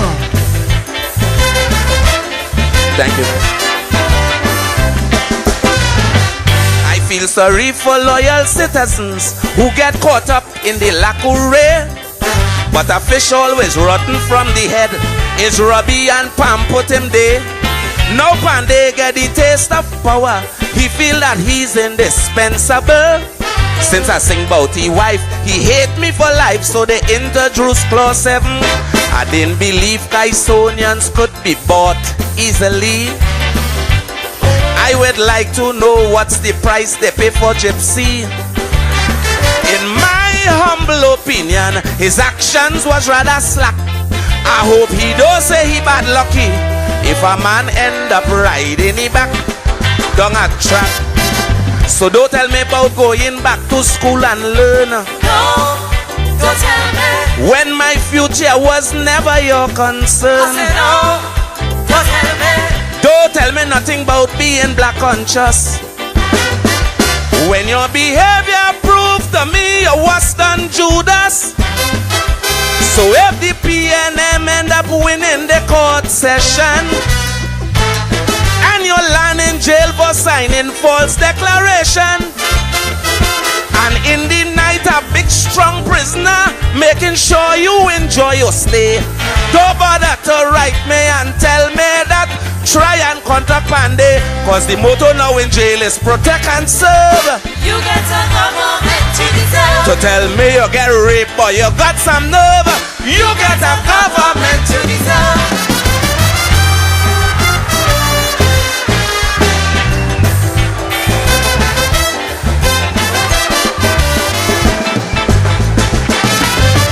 Sugar. Allos. I'm appealing to Mr. John Public. Please don't approach me at all. You have a way when government jam you. Is in my ear you want to ball.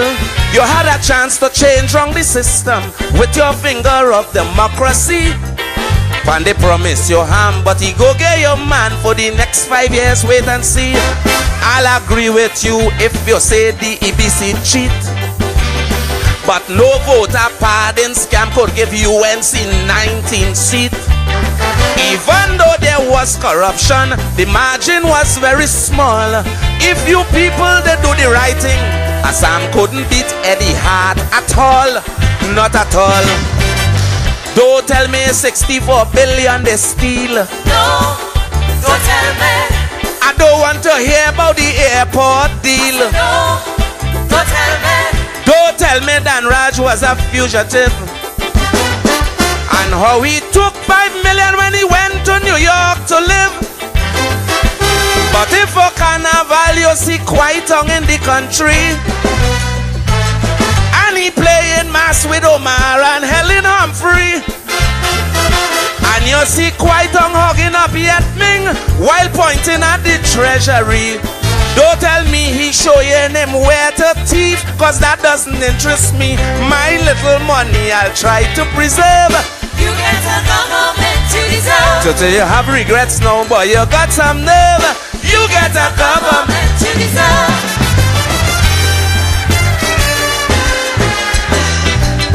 What is it? One more. Allos!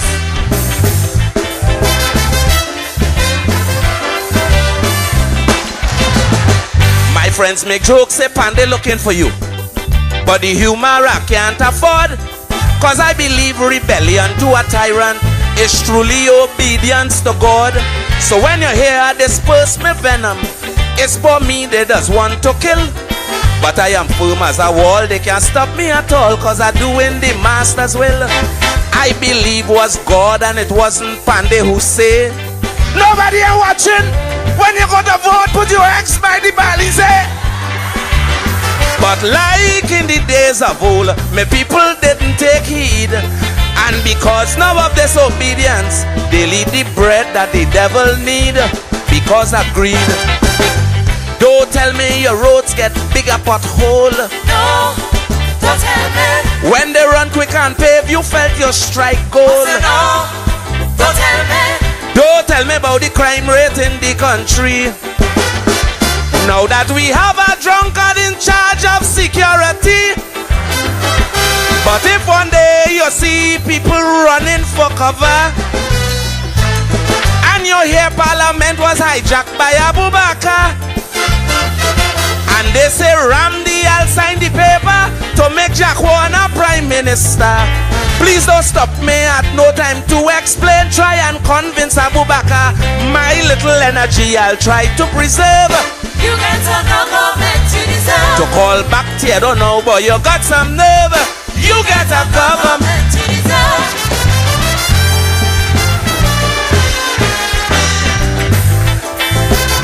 What?